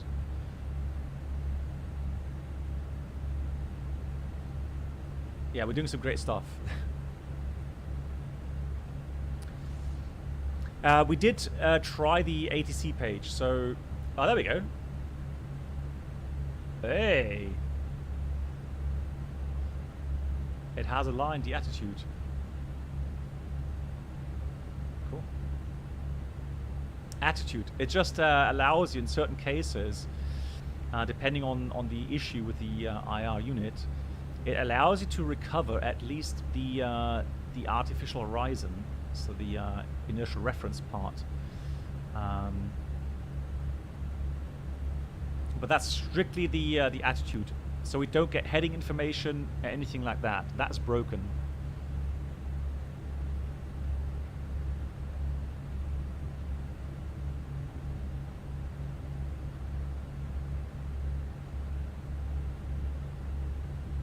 Yeah, but it's not. You don't get the heading here. Oh, you mean down here? Let's see. That may be from a different source, but I know what you mean. Yeah, you're right. So that should actually... Yeah, that's interesting. Yeah, you're right. Yeah, that's interesting. We need to check my books, because I would say as well that that should be the info coming from the same IR unit. So in this case IR2, so that should not really be there unless for some reason that is cross-wired or it's taking the info from somewhere else. Yeah, even ground track, yeah. Yeah, I don't know. So I would need to look into my books to see if that's really the case. Good. Anyways, let's continue now. What else do we have? Yeah, so the ATC page we did, and I'm not sure if the guys are still online regarding.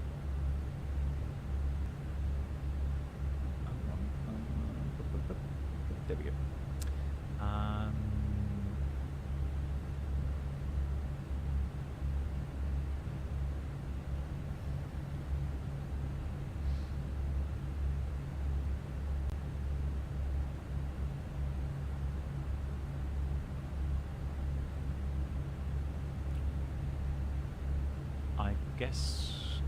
I guess not. No, I think they've taken down the message, so I don't think that he's got a... Yeah, because they did have a test station online. I could try.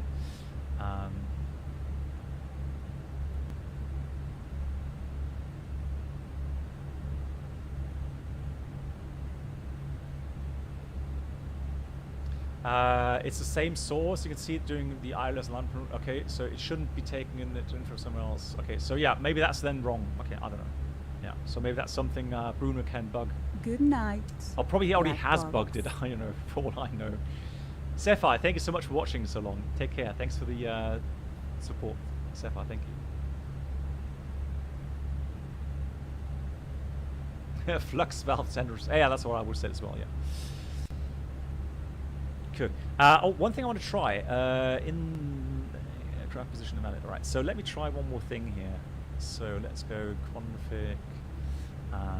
Oh yeah, and one thing I will do as well, guys.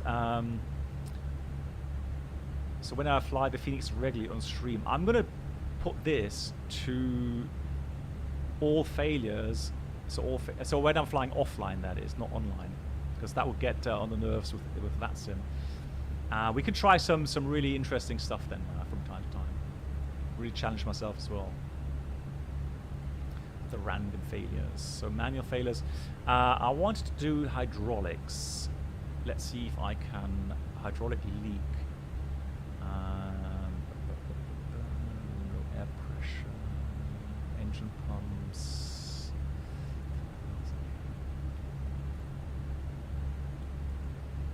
Okay, so I can only do that. I was just looking for the accumulative pressure. If I could do that.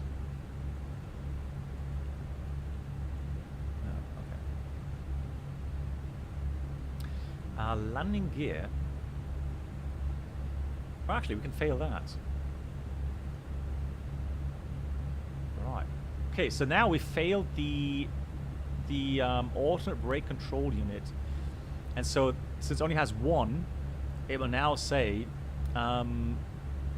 brakes, alternate brake fault. So we still have normal braking, like I mentioned, because normal braking comes from the green system with the BSCU as a control unit. So that's normal. So that's fine.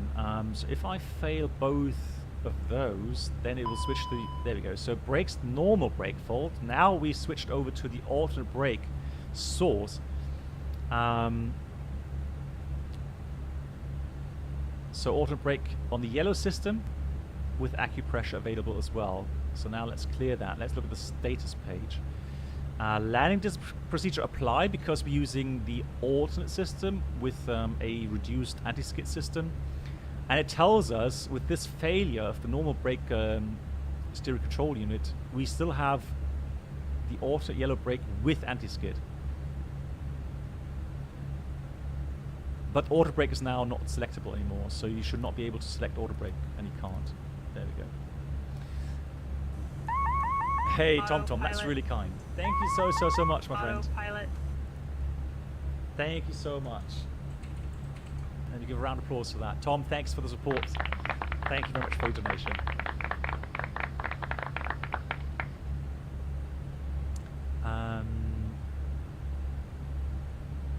I've not, no, so Daniel, I've not tested the failures and compared it to my real world calculator, no. I will need to go through that at time. Again, guys, I do apologize, I have not had time to do much testing lately. So I'm on the edge of legal EASA flight hour limits at the moment. That's how much I'm flying. I actually have to be careful not to bust any limits, which is the first time for me ever since I've been flying as a pilot. So it's crazy. It's absolutely crazy, the amount of yeah. So I've not had any big chances to, and I didn't have the energy, I'll be honest with you, I did not have the energy to come home, have like 48 hours or even only 36 hours at home, and then to test. I was actually streaming, so I was streaming the PNG or something else, the Hot Start Challenger, for example, great aircraft. I was doing that because I do enjoy streaming, but I was not sitting during the day, you know, and flying and testing the FENIX. My apologies, but I just couldn't do it. Well, if I bust the limit, I could get fined, and it's my own responsibility to make sure I don't bust any limits. So if I get to a limit, Chris, I would have to call my company and say I can't accept that duty. So we have different limitations regarding, you know, 7 days, is it 3 weeks, 60 days, and so on. So there's different limits.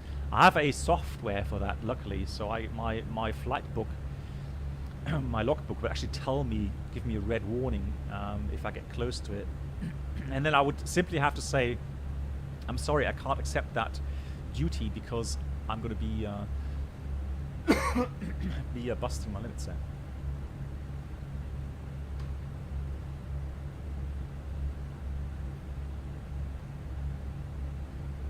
Tim, no. No, so Tim, I will be honest with you. You know, flight planning involving flu calculations, I would have to literally go through all my documents. It will take me at least a day to get through all the important things and do the flight planning. I could not simply just go and, you know, you tell me do a manual flight planning, you know, including fuel time, you know, from A to B, and you have an hour. I couldn't do that, no.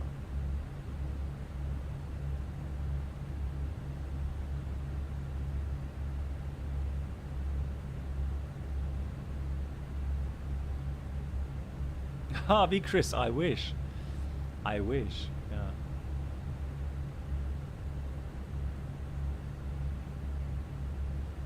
Yeah. Well, I mean, so Alex, yeah, the OCC will probably get a message as well. But again, if I do bust the limit and OCC missed it, it'll be my responsibility. So I'm going to be, oh, look at that. That's the Etna. Volcano there. So yeah, that's my own responsibility. Let me just, what I can do is do one calculation for, let's say, a failure. Let's do that quickly. So arrival. Let's do auto brake, good. Runway coefficient 5, good. Let's do runway, I think it was 13. Let's apply the METAR, and so let's do a hydraulic failure. So let's say the green system, low pressure, is active. That's nicely highlighted there.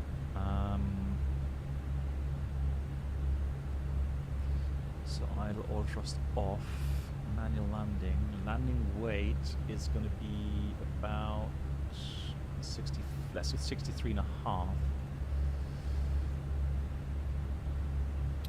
due to failure calculation. Yeah, max. Okay, that's correct. So max manual braking, that's fine. I'm happy with that. Max manual. I was wondering about flaps config regarding green hydraulic. I was thinking since the slats and flaps move slower, it would actually give me a flap 3 mandatory. Right, so there we go. So that would give us 1,900 meters. I can take my real world calculator in a minute.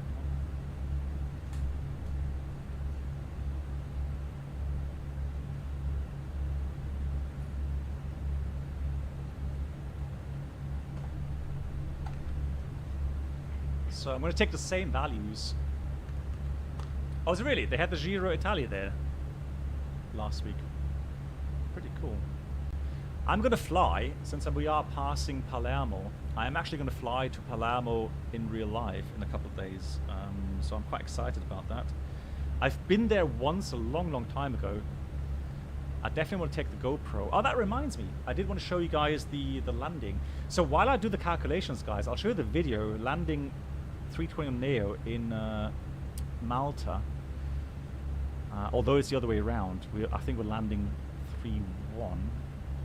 Yeah, we're landing 3-1 there.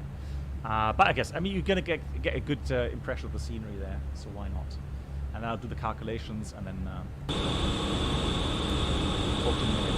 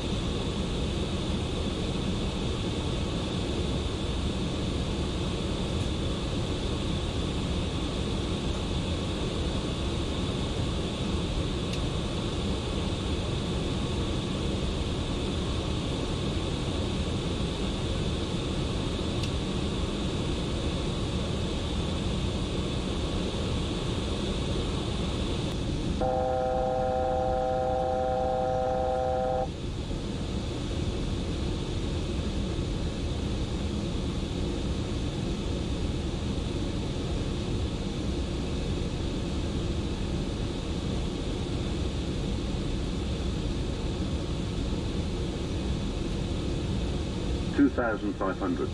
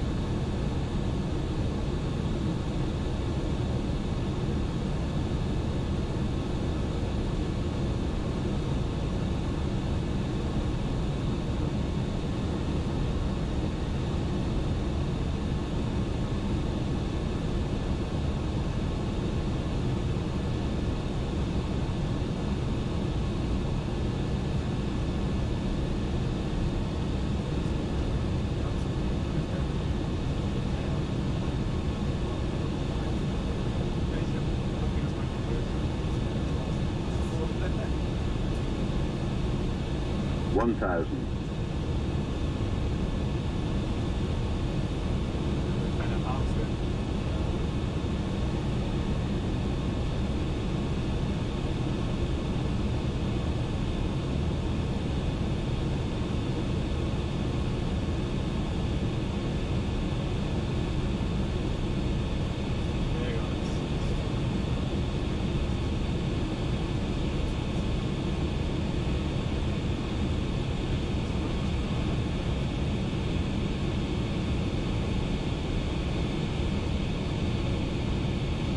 Hundred above, 400,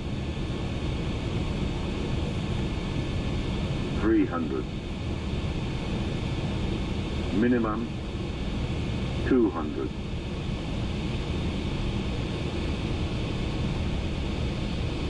100, 50, 40, 30, 20, retard, retard, retard, 5.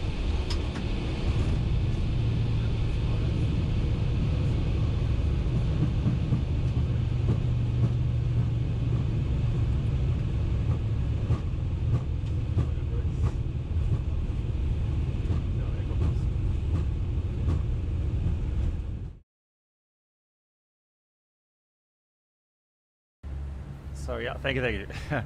That was my very first A320 Neo landing that I did in real aircraft. So I was actually quite pleased with the results. And you saw there was crosswind, so you can actually see that the inputs that I make are not typical what you would do in a conventional aircraft. So in an Airbus, lol, these wind changes have gotten worse now. Look, 60 knots tailwind. Like, seriously. That used to be a little bit better, but the last update, I have a feeling that really killed the weather updating. That's really nasty.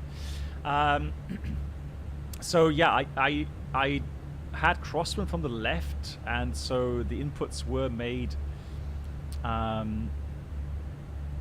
with, you know, short left stick inputs. So you do an input, maybe just put the wing low just a tad, and then you put the stick to neutral again, see what happens. But you don't have continuous input like, you know, left stick input, because that would imply a roll command to the flight control computers, and so the aircraft would continuously roll to the left.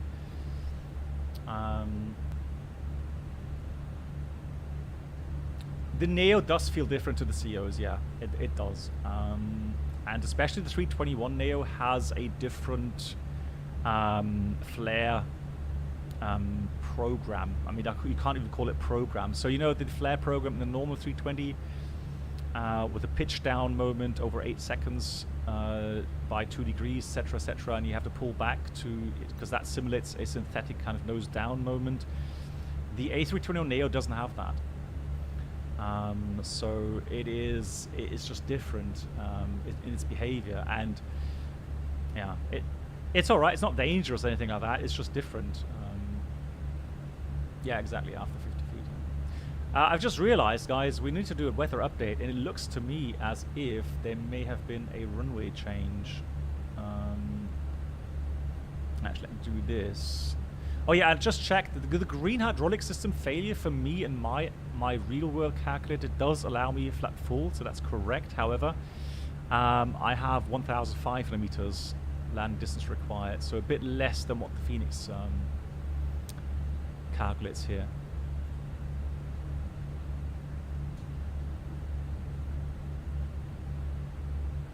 Yeah, I mean, again, it's, you know, the 321, the Airbus behaves differently in that regard. Okay. But yeah, that's correct. I just got a weather update.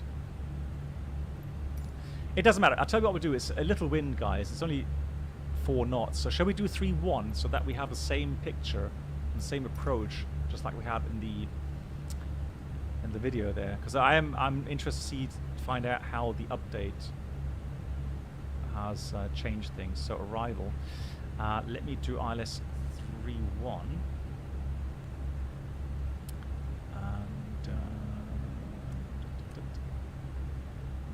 And we're going to use the approach via.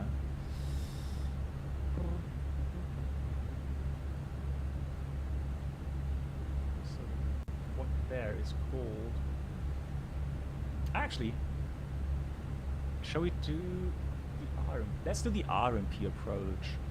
So disregard. So we're going to do the RMP 3-1. Good night. Because I do want to try out the FLS. Yeah, Florian, I'm going to try. So keep an eye on Discord, Florian, and I'll try to do that. I'm going to come via Kikor. There we go. So, thanks for watching, Florian. So Golf Zulu Oscar, and then to Kikor, and then for the approach. Right. Performance. So we are going to do... No, so Ghostfire, you're not the only one. It is noticed by many, and they've commented on it that the problem is the recoding right now at this stage of the program prior to release would require lots of programming, and it would risk the publishing of the add-on. So it put that further away into the distance. So they will look into this once this thing is released. Goes OVOR, exactly. Goes OVOR.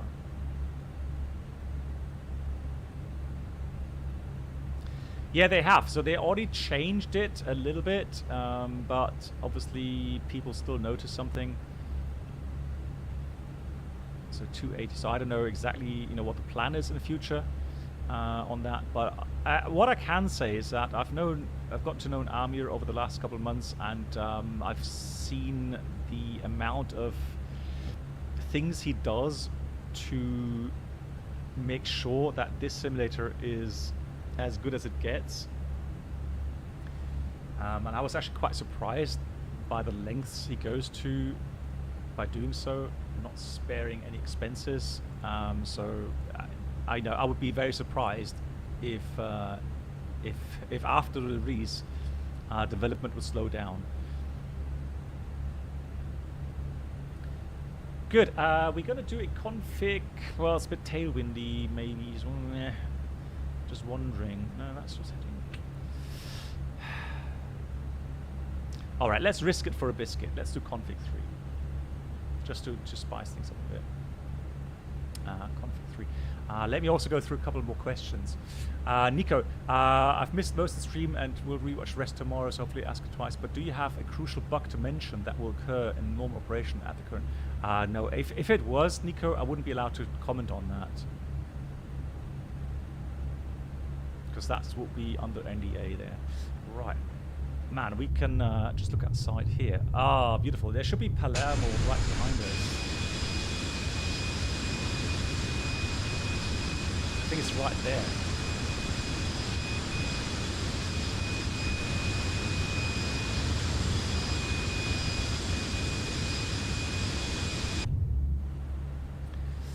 Good. How about the descent arrow? Now we go about 35 to 30 miles. Then we'll start descent. That's in, we'll do automatic low, although there is a taxiway we want to try to get. So if we go, just we're on live weather, and also just to make sure that we have the right weather in here.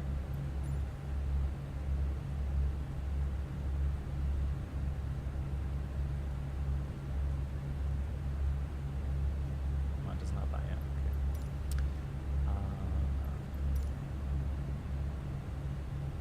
Okay. Yeah, good question, maybe Chris. Oh dear. So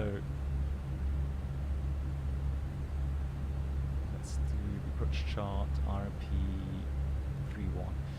I'm going to try to do a FLS approach. So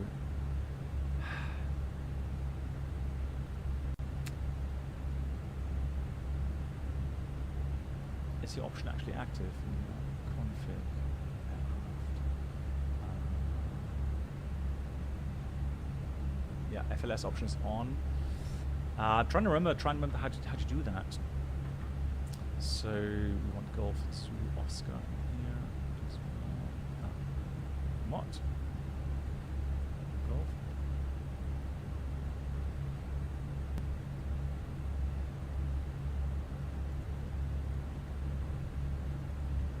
There we go. Right. No. So Cross, the thing is this. The inside pressure right now is 8.2 psi differential pressure. So that's 8.2 pounds per square inch. So what, 5 kilograms of weight on 1 square inch. So the pressure inside right now, I'm pretty confident you could not, even if you pull down the handle in real life, you could not open the window. Same with the doors, so.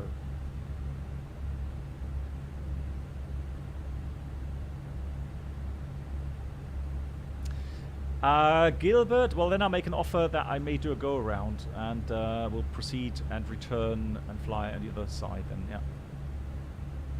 How about that? Let's try FLS.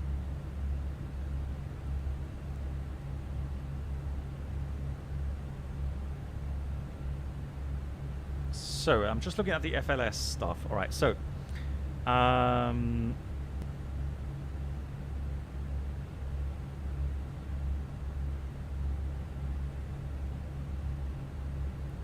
so the advantage of the FLS is that it has a final descent, which is designed by gradient, and it doesn't have intermediate level offs.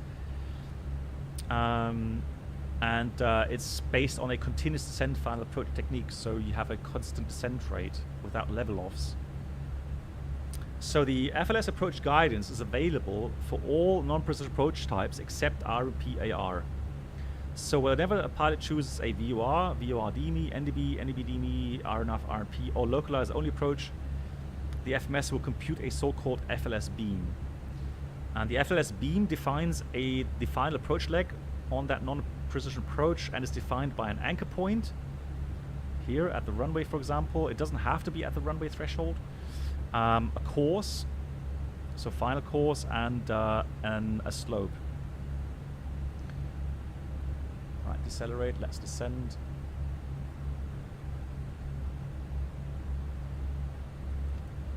So thrust idle descent alt. Oh, and there we go. So look, final approach, so F approach. That's already showing that as being armed, interesting enough. Good, what else do we have to have a look at? So that's for the so the F-lock, F-glide slope, FLS preferred mode. So even for the RNAV, what we're doing now is the FLS is the preferred mode. Why? We'll see in a minute when we do the approach. So weather information obtained, we've done that. So since the FLS computation is based on the actual outside air temperature, it's important to enter the reported airfield OLT into the approach page of the MCDU. We've done that. Approach select, we've done the RMP approach selection. FLS will be available unless deselected, you get final approach. So if you go and deselect the glide slope in here, then you're going to have to fly this with final approach mode. So you won't get that FLS approach. But we have selected glide slope, so that should be fine. Actually, sorry, you didn't see that, did you? So here in the radio nav page, it says glide slope selected. So if we don't want to fly the FLS, we'll simply deselect the glide slope, and then you can fly this with final approach mode as usual. That's fine. So you need to check the deviations. So for the final descent, you need to check the inbound course. So -3 degrees on a track of 311. So looking at the chart, it says 312, and it has a downslope 3 degrees, so that's correct. And the distance, that's not important though, so that's fine. Yeah, so SUCAL is the final descent point. FNS position monitor page. GPS primary high on both sides. And then insert the bearing distance field. So we need Lima Mike Lima 31 in here. Lima Mike Lima 31. That's done as well.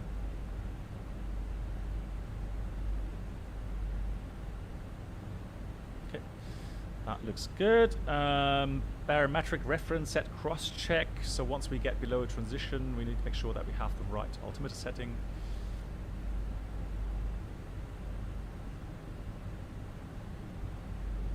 Hey John, how you doing? Huh? What you mean? Bruno, I tried an final approach mode. What, we did one just now in Santos Dumont. What you mean it's not there?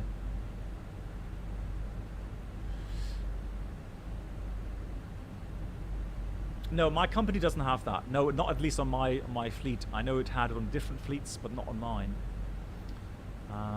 Oh wow, so many questions, guys. I'm sorry. Yeah, so Diego, I have been asked, and I do refuse to comment at the moment because the FS Labs is a finished product. The FENIX isn't, so I don't really want to compare things that are finished and unfinished. Can the FS Lab or the Airbus suffer a runaway stab failure? Well, I know there's procedures for jammed stabilizer, and I've not really seen anything regarding runaway stabilizer. No. Will you miss the 320? Well, maybe in some regards, but it's just you know, I've been flying the A320 for over 10 years now, or let's say close to 10 years. So I'm always happy to move on at some point. Aren't you concerned about restarting long-haul flight on 747 by the way PAX? No, it's PAX. No, I'm not concerned about that. No. What's the green selection on the brake instrument for? I have to know about the green. Hang on. What is the green selection on the brake instrument for? I have no plan with why it's green. Oh, that green area. That's the limitation if you have a some system failures where the anti-skid, for example, isn't working anymore, and then you have to limit the brake pressure to 1000 psi to prevent the wheels locking up and tires bursting. Right, let's go direct to K-Core. That's quite often given as well in real life. There we go. Yeah, cool. Yeah, so that's the green area. Normal for the brake acupressure is the green band there, 3000 psi. And that's the max brake pressure in case you have anti-skid failure. Is the Neo easier to energy management? No, it's not. Especially if it's light in windy conditions, it's a nightmare. If you have flap 3 position failure, limited flap 2 landing, can you... okay, so what will happen, Greg? Normally, either the flaps or the slats would fail. You would not normally have a complete... you know, lock up of both the slats and the flaps. But if it should happen,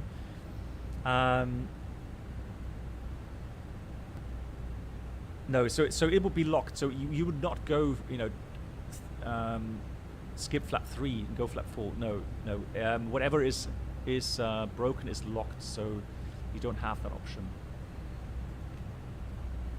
All right, let's go down to 4,000 feet. No, actually 3,000 feet by.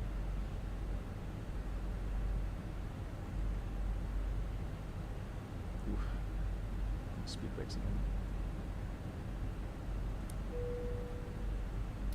Good. So what you can see here now is the FLS calculation. So it is giving had created a anchor point, and that's the lateral track, and it's also calculating its vertical profile from the waypoint Sukal. So there you can see that descent arrow there. Oh yeah, so yeah, okay, Bruno. Okay, now I get what you mean. Okay, so when we have selected the glide slope, then of course the final approach mode is not active anymore. Yeah, that's correct. Now I understand what you mean. Yeah, sorry. So what else do we need to do really quickly for the preparations? So once cleared for the approach and in the intercept trajectory, Approach push button, press. This arms the F-lock and F-glide slope modes. Check armed, and then capture monitor. Make sure the FMS sequences, the waypoint associated with the final descent point in order to have a correct missed approach path available. Cool. And go around altitude set. Cool.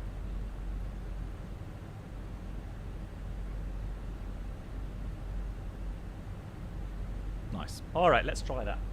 Let's see how that works. Looking forward to it.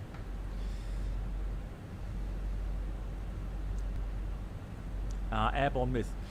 So the PMDG flight model is really not very nice. I'd be very disappointed to know if the FENIX is the same old glitchy. Well, I mean, yeah. So airborne myth. You know, without lying to you, there are limitations to what you can do with an add-on at the moment regarding flight model, etc., etc. So. It's hard. I mean, you would have to try it for yourself to see whether or not you would be happy with that model or not. But definitely there are some influences from outside, be it turbulence simulation or whatever, that obviously is outside of the influence of the add-on maker. So some things like we just saw the wind changes, for example, turbulence. It will make the aircraft feel unrealistic to some point. So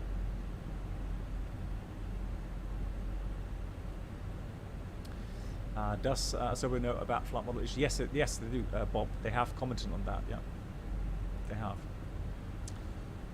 Do you think the FENIX is more complete? Yes, absolutely. Yeah, the FENIX right now has a lot more failure options than the FS Labs. Yeah, that definitely is true.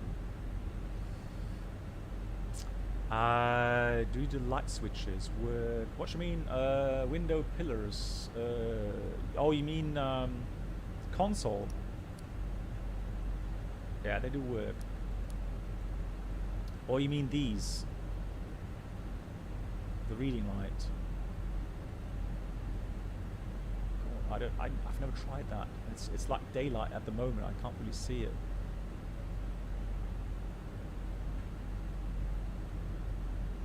I would need to try that. I don't know if that works or not, to be honest. Actually, hang on. On, off. I don't know.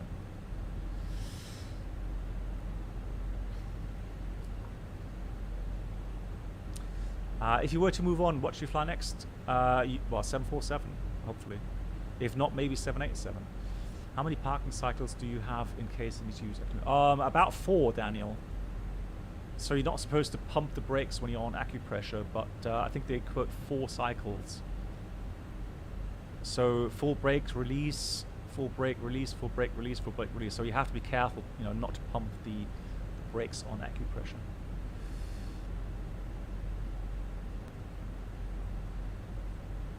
Yeah. So for me, if I push, no, it's not. So hang on. No. So I would hover the mouse either above the knob or below the knob, and then click the left button.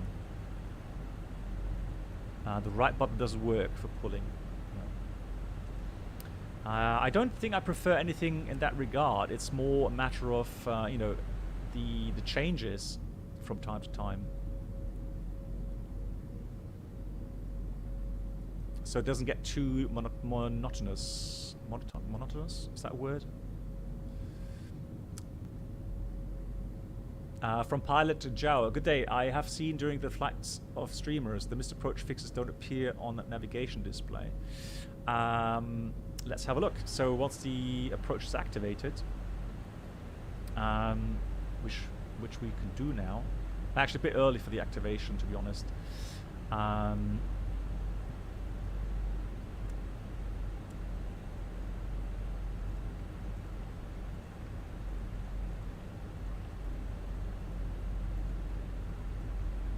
So there we go. So if you go and scroll through in plan mode, it does show you the missed approach, including that fix, for example. So Mike 301, and then it's a left turn to Tivor.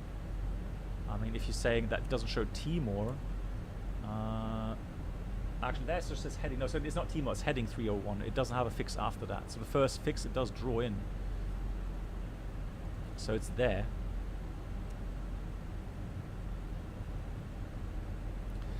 How many track miles do I have? 34, yeah, so 10,000 feet is about right. Try to stretch that.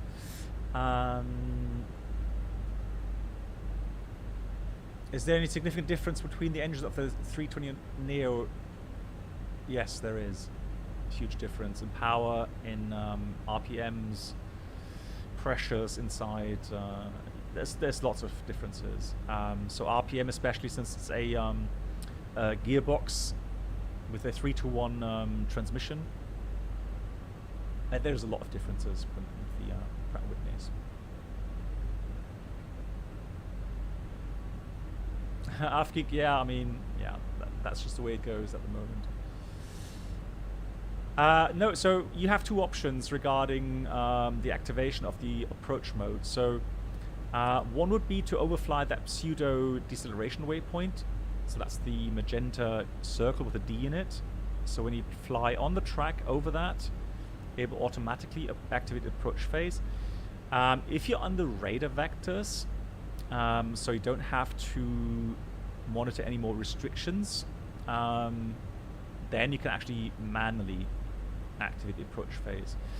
If I activate the approach phase now, what will happen is the commanded speed will be the approach speed, and so the aircraft will pitch up and slow down first of all to a green dot.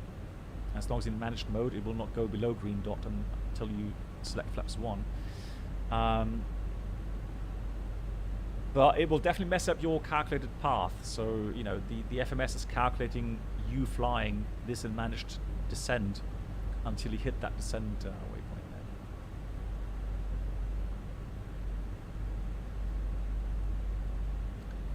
there. 737-8-200, which has LEAP engines, takes a lot of startup. Yeah, so no, so the LEAP apparently not, but the Neos, so the Pratt & Whitneys, they have a very long cooling cycle to remove or to straighten out the shaft, the engine shaft. So you can have, depending on the cool down time, etc., you can have up to, I think the highest I've seen was a minute 50. So 3,000 above. Let me just do the following. Let me go open descend now, and let me activate the approach phase. I do want to get down to 3,000 feet for the final descent there. Here comes flaps 1. Just let's check flaps 1. Status. I don't know why it tells me the landing gear gravity extension. That just seems to be a leftover of something we did, because we did mess about quite a lot with that stuff. So that should not be an issue at all. So that's checked. Can you remove the DCDUs? I think you can. Hold on. Let's see. Actually, it's on here as well, isn't it? It's on the. It's on here. You can't? What?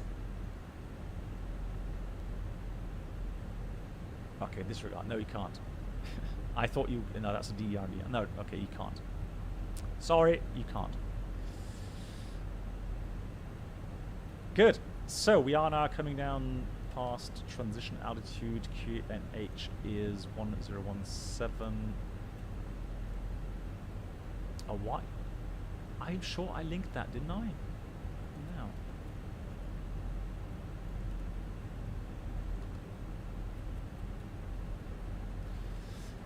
Good, 2,000 feet to go. Let's just nail that and go flaps 2. So speeds check flaps 2. I just want to make sure that I get down. So let's press approach mode. So now we've got F lock. Oh, and we need to put the LS keys on. So the difference now, as you can see, now we've got F lock star and F glide slope star because it's intercepting from above. Gears coming down. So that's the thing. It looks like a normal, pretty much, well, not a complete normal ILS indication, but instead of saying ILS, it says FLS, but it gives you the kind of indications like a normal ILS approach with the crossbar and everything. So you have F approach, F lock, F glide slope star. Let me just put 160 here selected. And again, it's a approach based on a calculated lateral path and a calculated vertical path. It doesn't receive any beams from the ground. And you get double diamonds.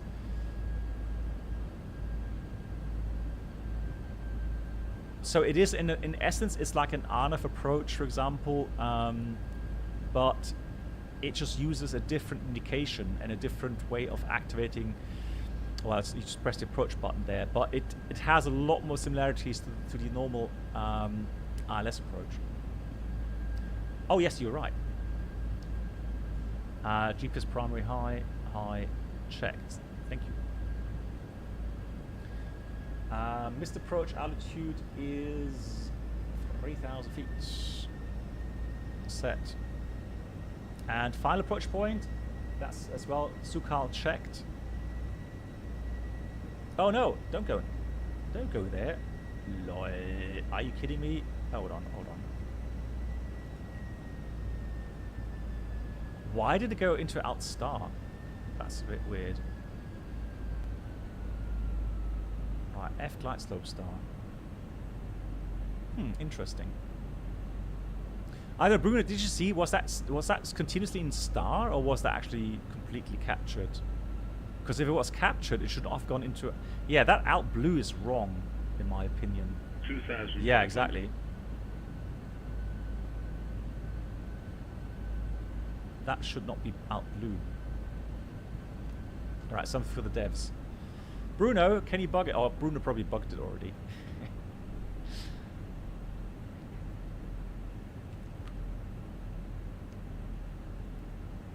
Well, depending, Christian, on the reliability and the accuracy, yeah, you could eventually maybe get a Autoland certification for it, yeah. So flaps full, speed check, flaps full.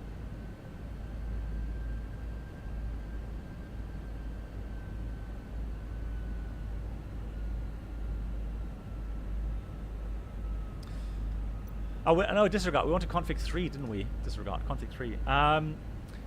So, yeah, correct. So what's not showing right now? And,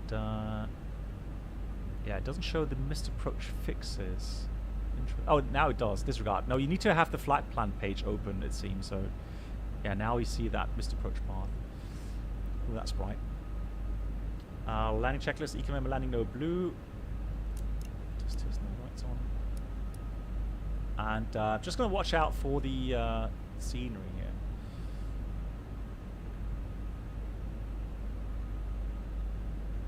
Hey nerd, I like it very much.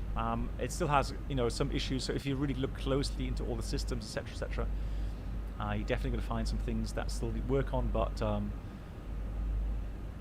the main thing, it being stable and reliable, I would say that's definitely the case. Watch out for seagulls. 1,000. 1,000 is checked. Now, I hope you have some time left available because we are going to do a missed approach.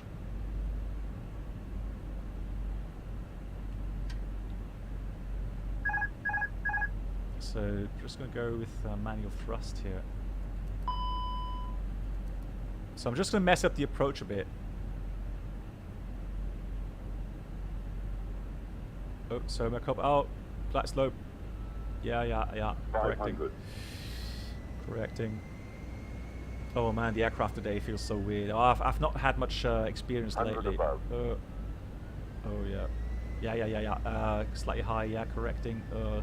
Bit fast. Yeah. Correcting. Minimum. You can always go around. Exactly. Go around. If it don't Flaps. feel right, Speed check. Flaps 2. So Manitoga. don't wait until you're SRS. baby Now. sliding on the ground. Auto thrust blue. You can always go around. Pause, ready to climb. Gear up. I said, gear up. Crying out loud. There we go.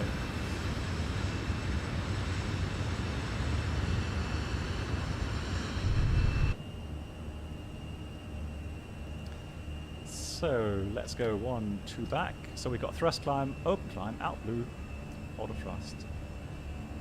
Gear is up. Autopilot 1. Flaps 1, speed is checked. Flaps 1. It looked like one of my approaches. Welcome to the club.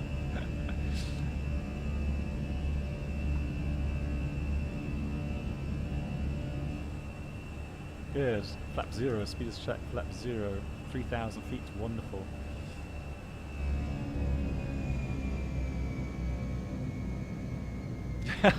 You don't feel so good. Sorry. Definitely pilot-induced turbulence there. Sorry for the question, Bombing. Does your airline consider LPV approaches as... no, at the moment we don't have LPV either.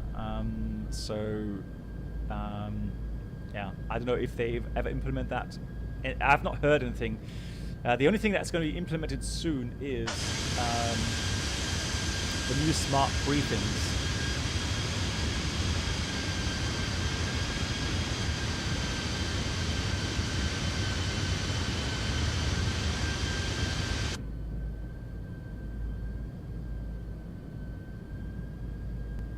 That looks actually pretty good. Okay, guys, so let's pretend we had a bit too much tailwind. So let's say we want to request runway 13. So let's do ILS 13 this time. Approach via, let's do Gouda. And then let's go direct to Gouda. Direct to Gouda. Okay, interesting. So Gouda, and then we'll do... Well, actually, let's go heading. Let's go heading here. Just a teardrop kind of procedure. And then we go back from Neben.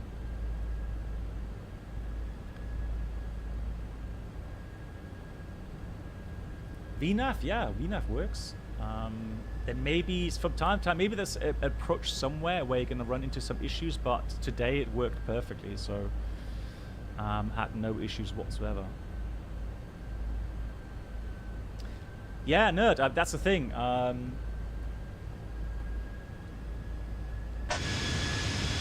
You should be having lots of fun with it. Man, that does look beautiful.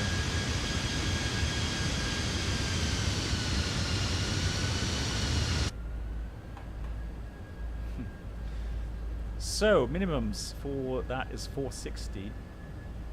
Let me activate the approach phase again. We'll do let's do config 3 again. So 460 for the minimums. Borrow, rest remains the same. Auto brake, yeah, let's keep that at low. Cool. And let's go turn back to the field.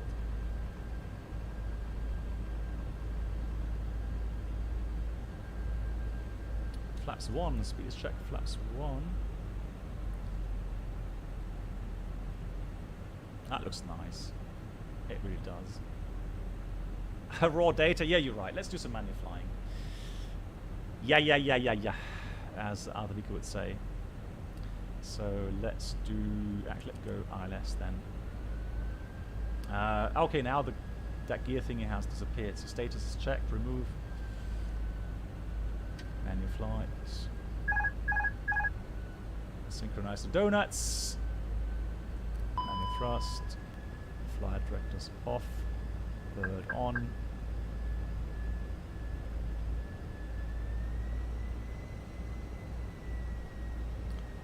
Inbound track is... What's inbound track? Inbound track is... localizer should be coming very soon. 132. There it is, a localizer. Heading back runway track 132.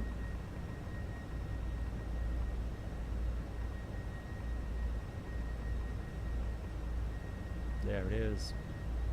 Climbing. Careful with altitude. Actually, we do have tailwind here, lol. Right, descent point is at... I've got a chart again.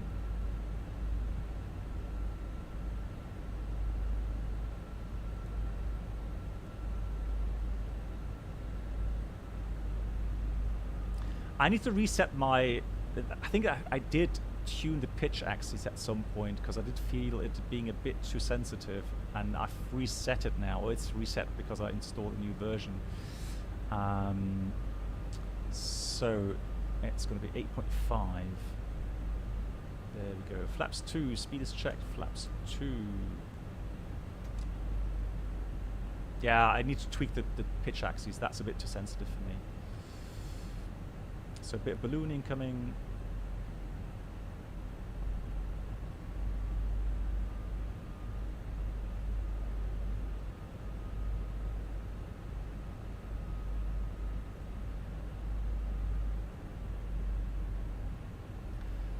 Right, nice final ascent at 3 degrees. 2,500. Bit too much.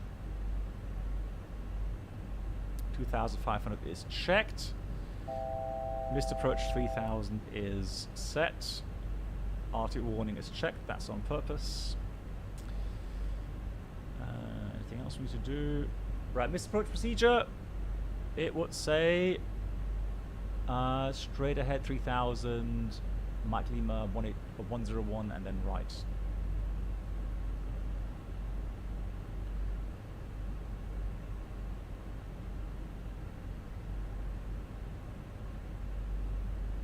You dislike it, or I mean, again, that's personal preference, isn't it?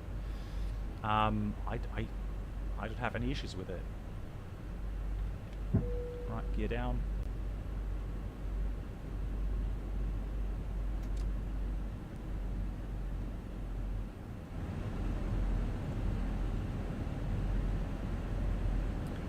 And flaps 3, speed is checked. Flaps 3, final setting.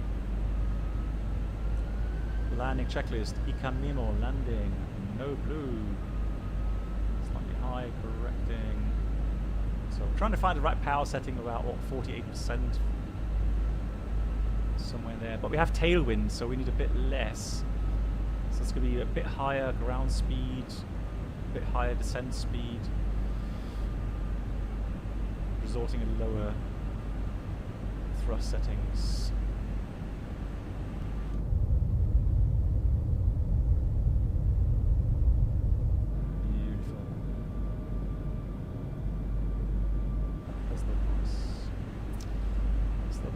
Profile, correcting.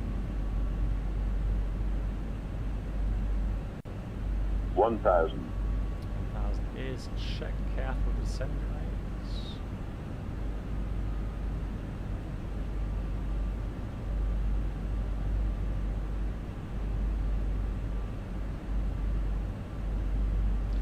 So imagine you're allowed to land with 10 knots tailwind if the runway is long enough. So if the landing distances are short. But that can be quite challenging.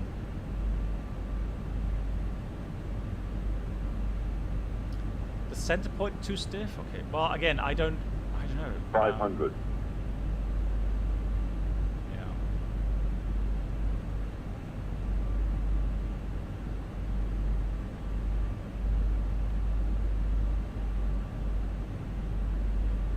Hundred above. A little low, although I'm going to be looking at the power piece now, not the glide slope indication. Minimum. Continue. Because sometimes, or quite often, the glide slope is actually not coinciding with the touchdown zone markings. 100. Glide slope. Yeah, so that's the thing. Glide 50, slope. 40, 30, 20. Retard. Come on. Oh, we greased it.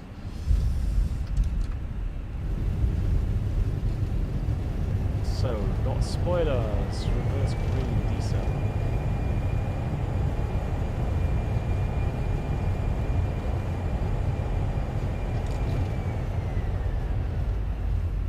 Manual brakes, we'll take the second to the left.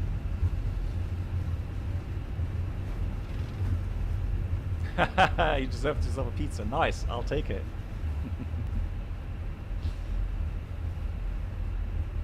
Still replaying the video from earlier, no.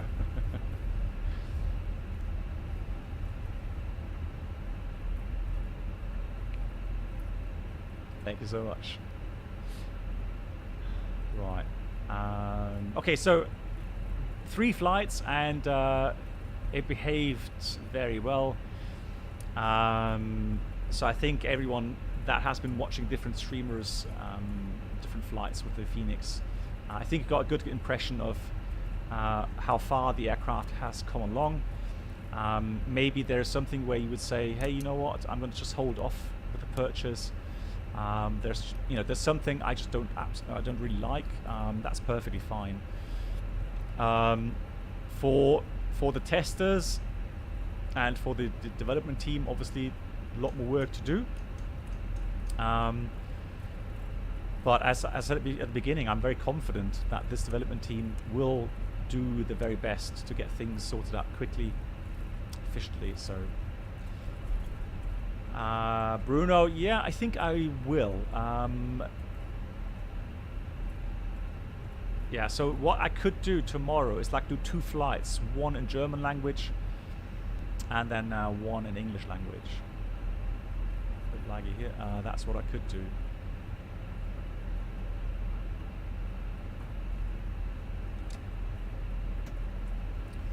Can you do an approach to Victor India Lima Hotel? Oh, I'm stupid. The APU is not working. Yeah, of course. We deselected it.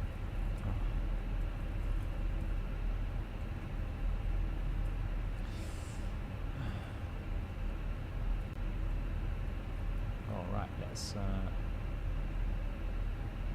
Yeah, okay. Yeah, Bruno will do. Okay, thank you.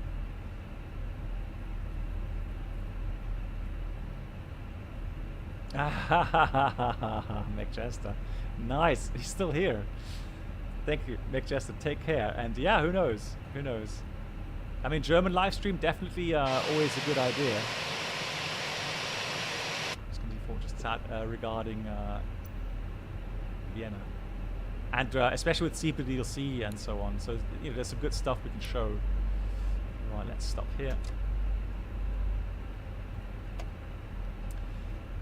APU is not available, so we will need to wait until we get ground power connection. Otherwise, it gets very dark and very quiet.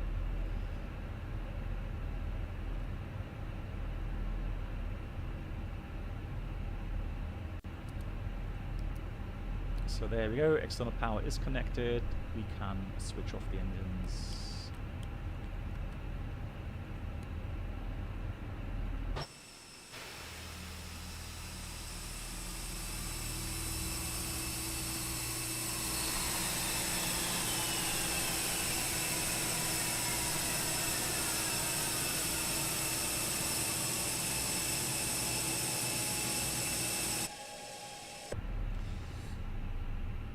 Automarker, that's really kind of you to say, Automarker. Thanks so much. And again, it's my pleasure. Yeah, I'm passionate about aviation, flight simming, and yeah, this is a fun add-on. Something that we've been missing in, or I've been missing at least in Microsoft Flight Sim. So is it perfect? No. Is it good? Yes. Will it get better? Yes, I'm sure of that as well. There you go. Cool. Parking checklist. So we've got the APU bleed off. It's not working. Yellow pump is off. Oh yes, I did want to show you the acupressure. Hang on in a minute. Engines are off. Seatbelts are off. Parking brake is on, and radar, predictor windshield is both off. So obviously, if you look at the hydraulic page, really quickly, I don't want to bore you too much. So we see we have no power on the green system, so it has switched over to the yellow system. However, the yellow system is not working, meaning that this actually is just the acupressure you're seeing here right now. Let me do the following.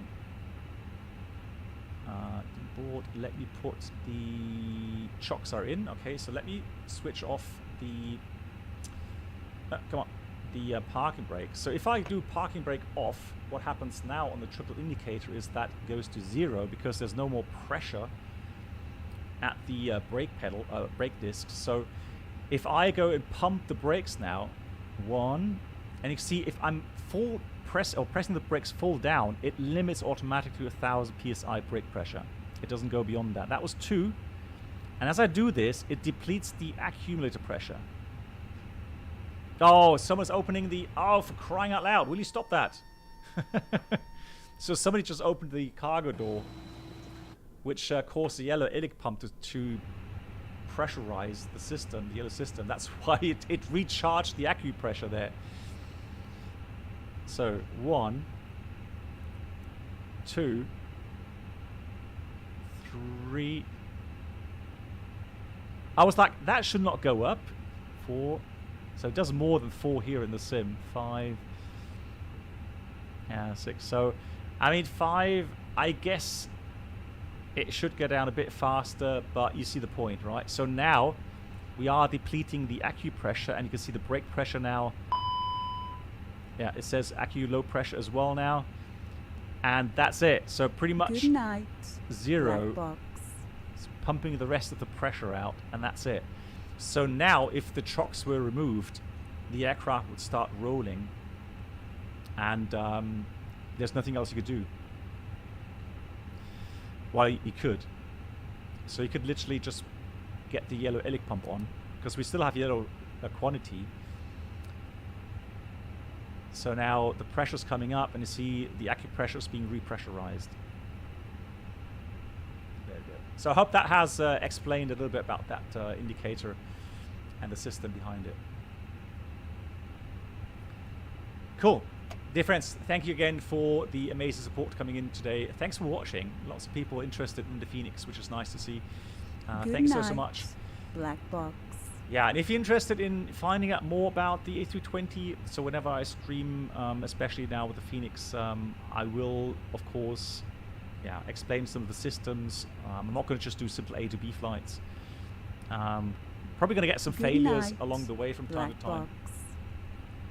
Keep things spicy and interesting. Sunshine, my pleasure.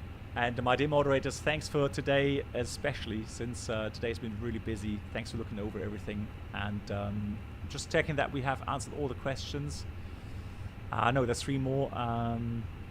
So Christian, you asked, should you as a pilot know all about these non-implement procedure technical stuff? Or oh, no, so I'm going to be... So if anything new is implemented, I will definitely get either a booklet with instructions or a computer-based training program.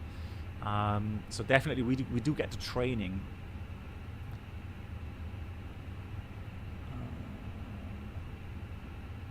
Yeah, so Victor India, let me just check. Victor India Lima Hotel. Is that India somewhere?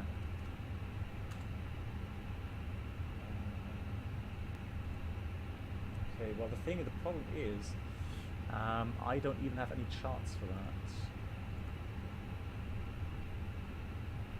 Yeah, I have no charts for that, unfortunately, so...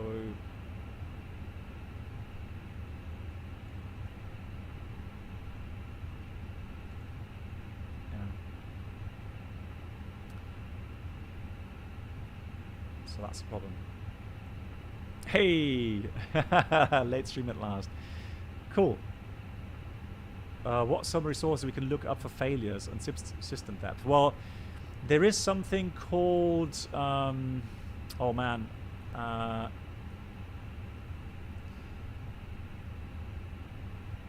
Oh, what's it called? Bruno, you know the website with all the different aircraft. So it's got loads of stuff on the 737, the A320. So these PDF files.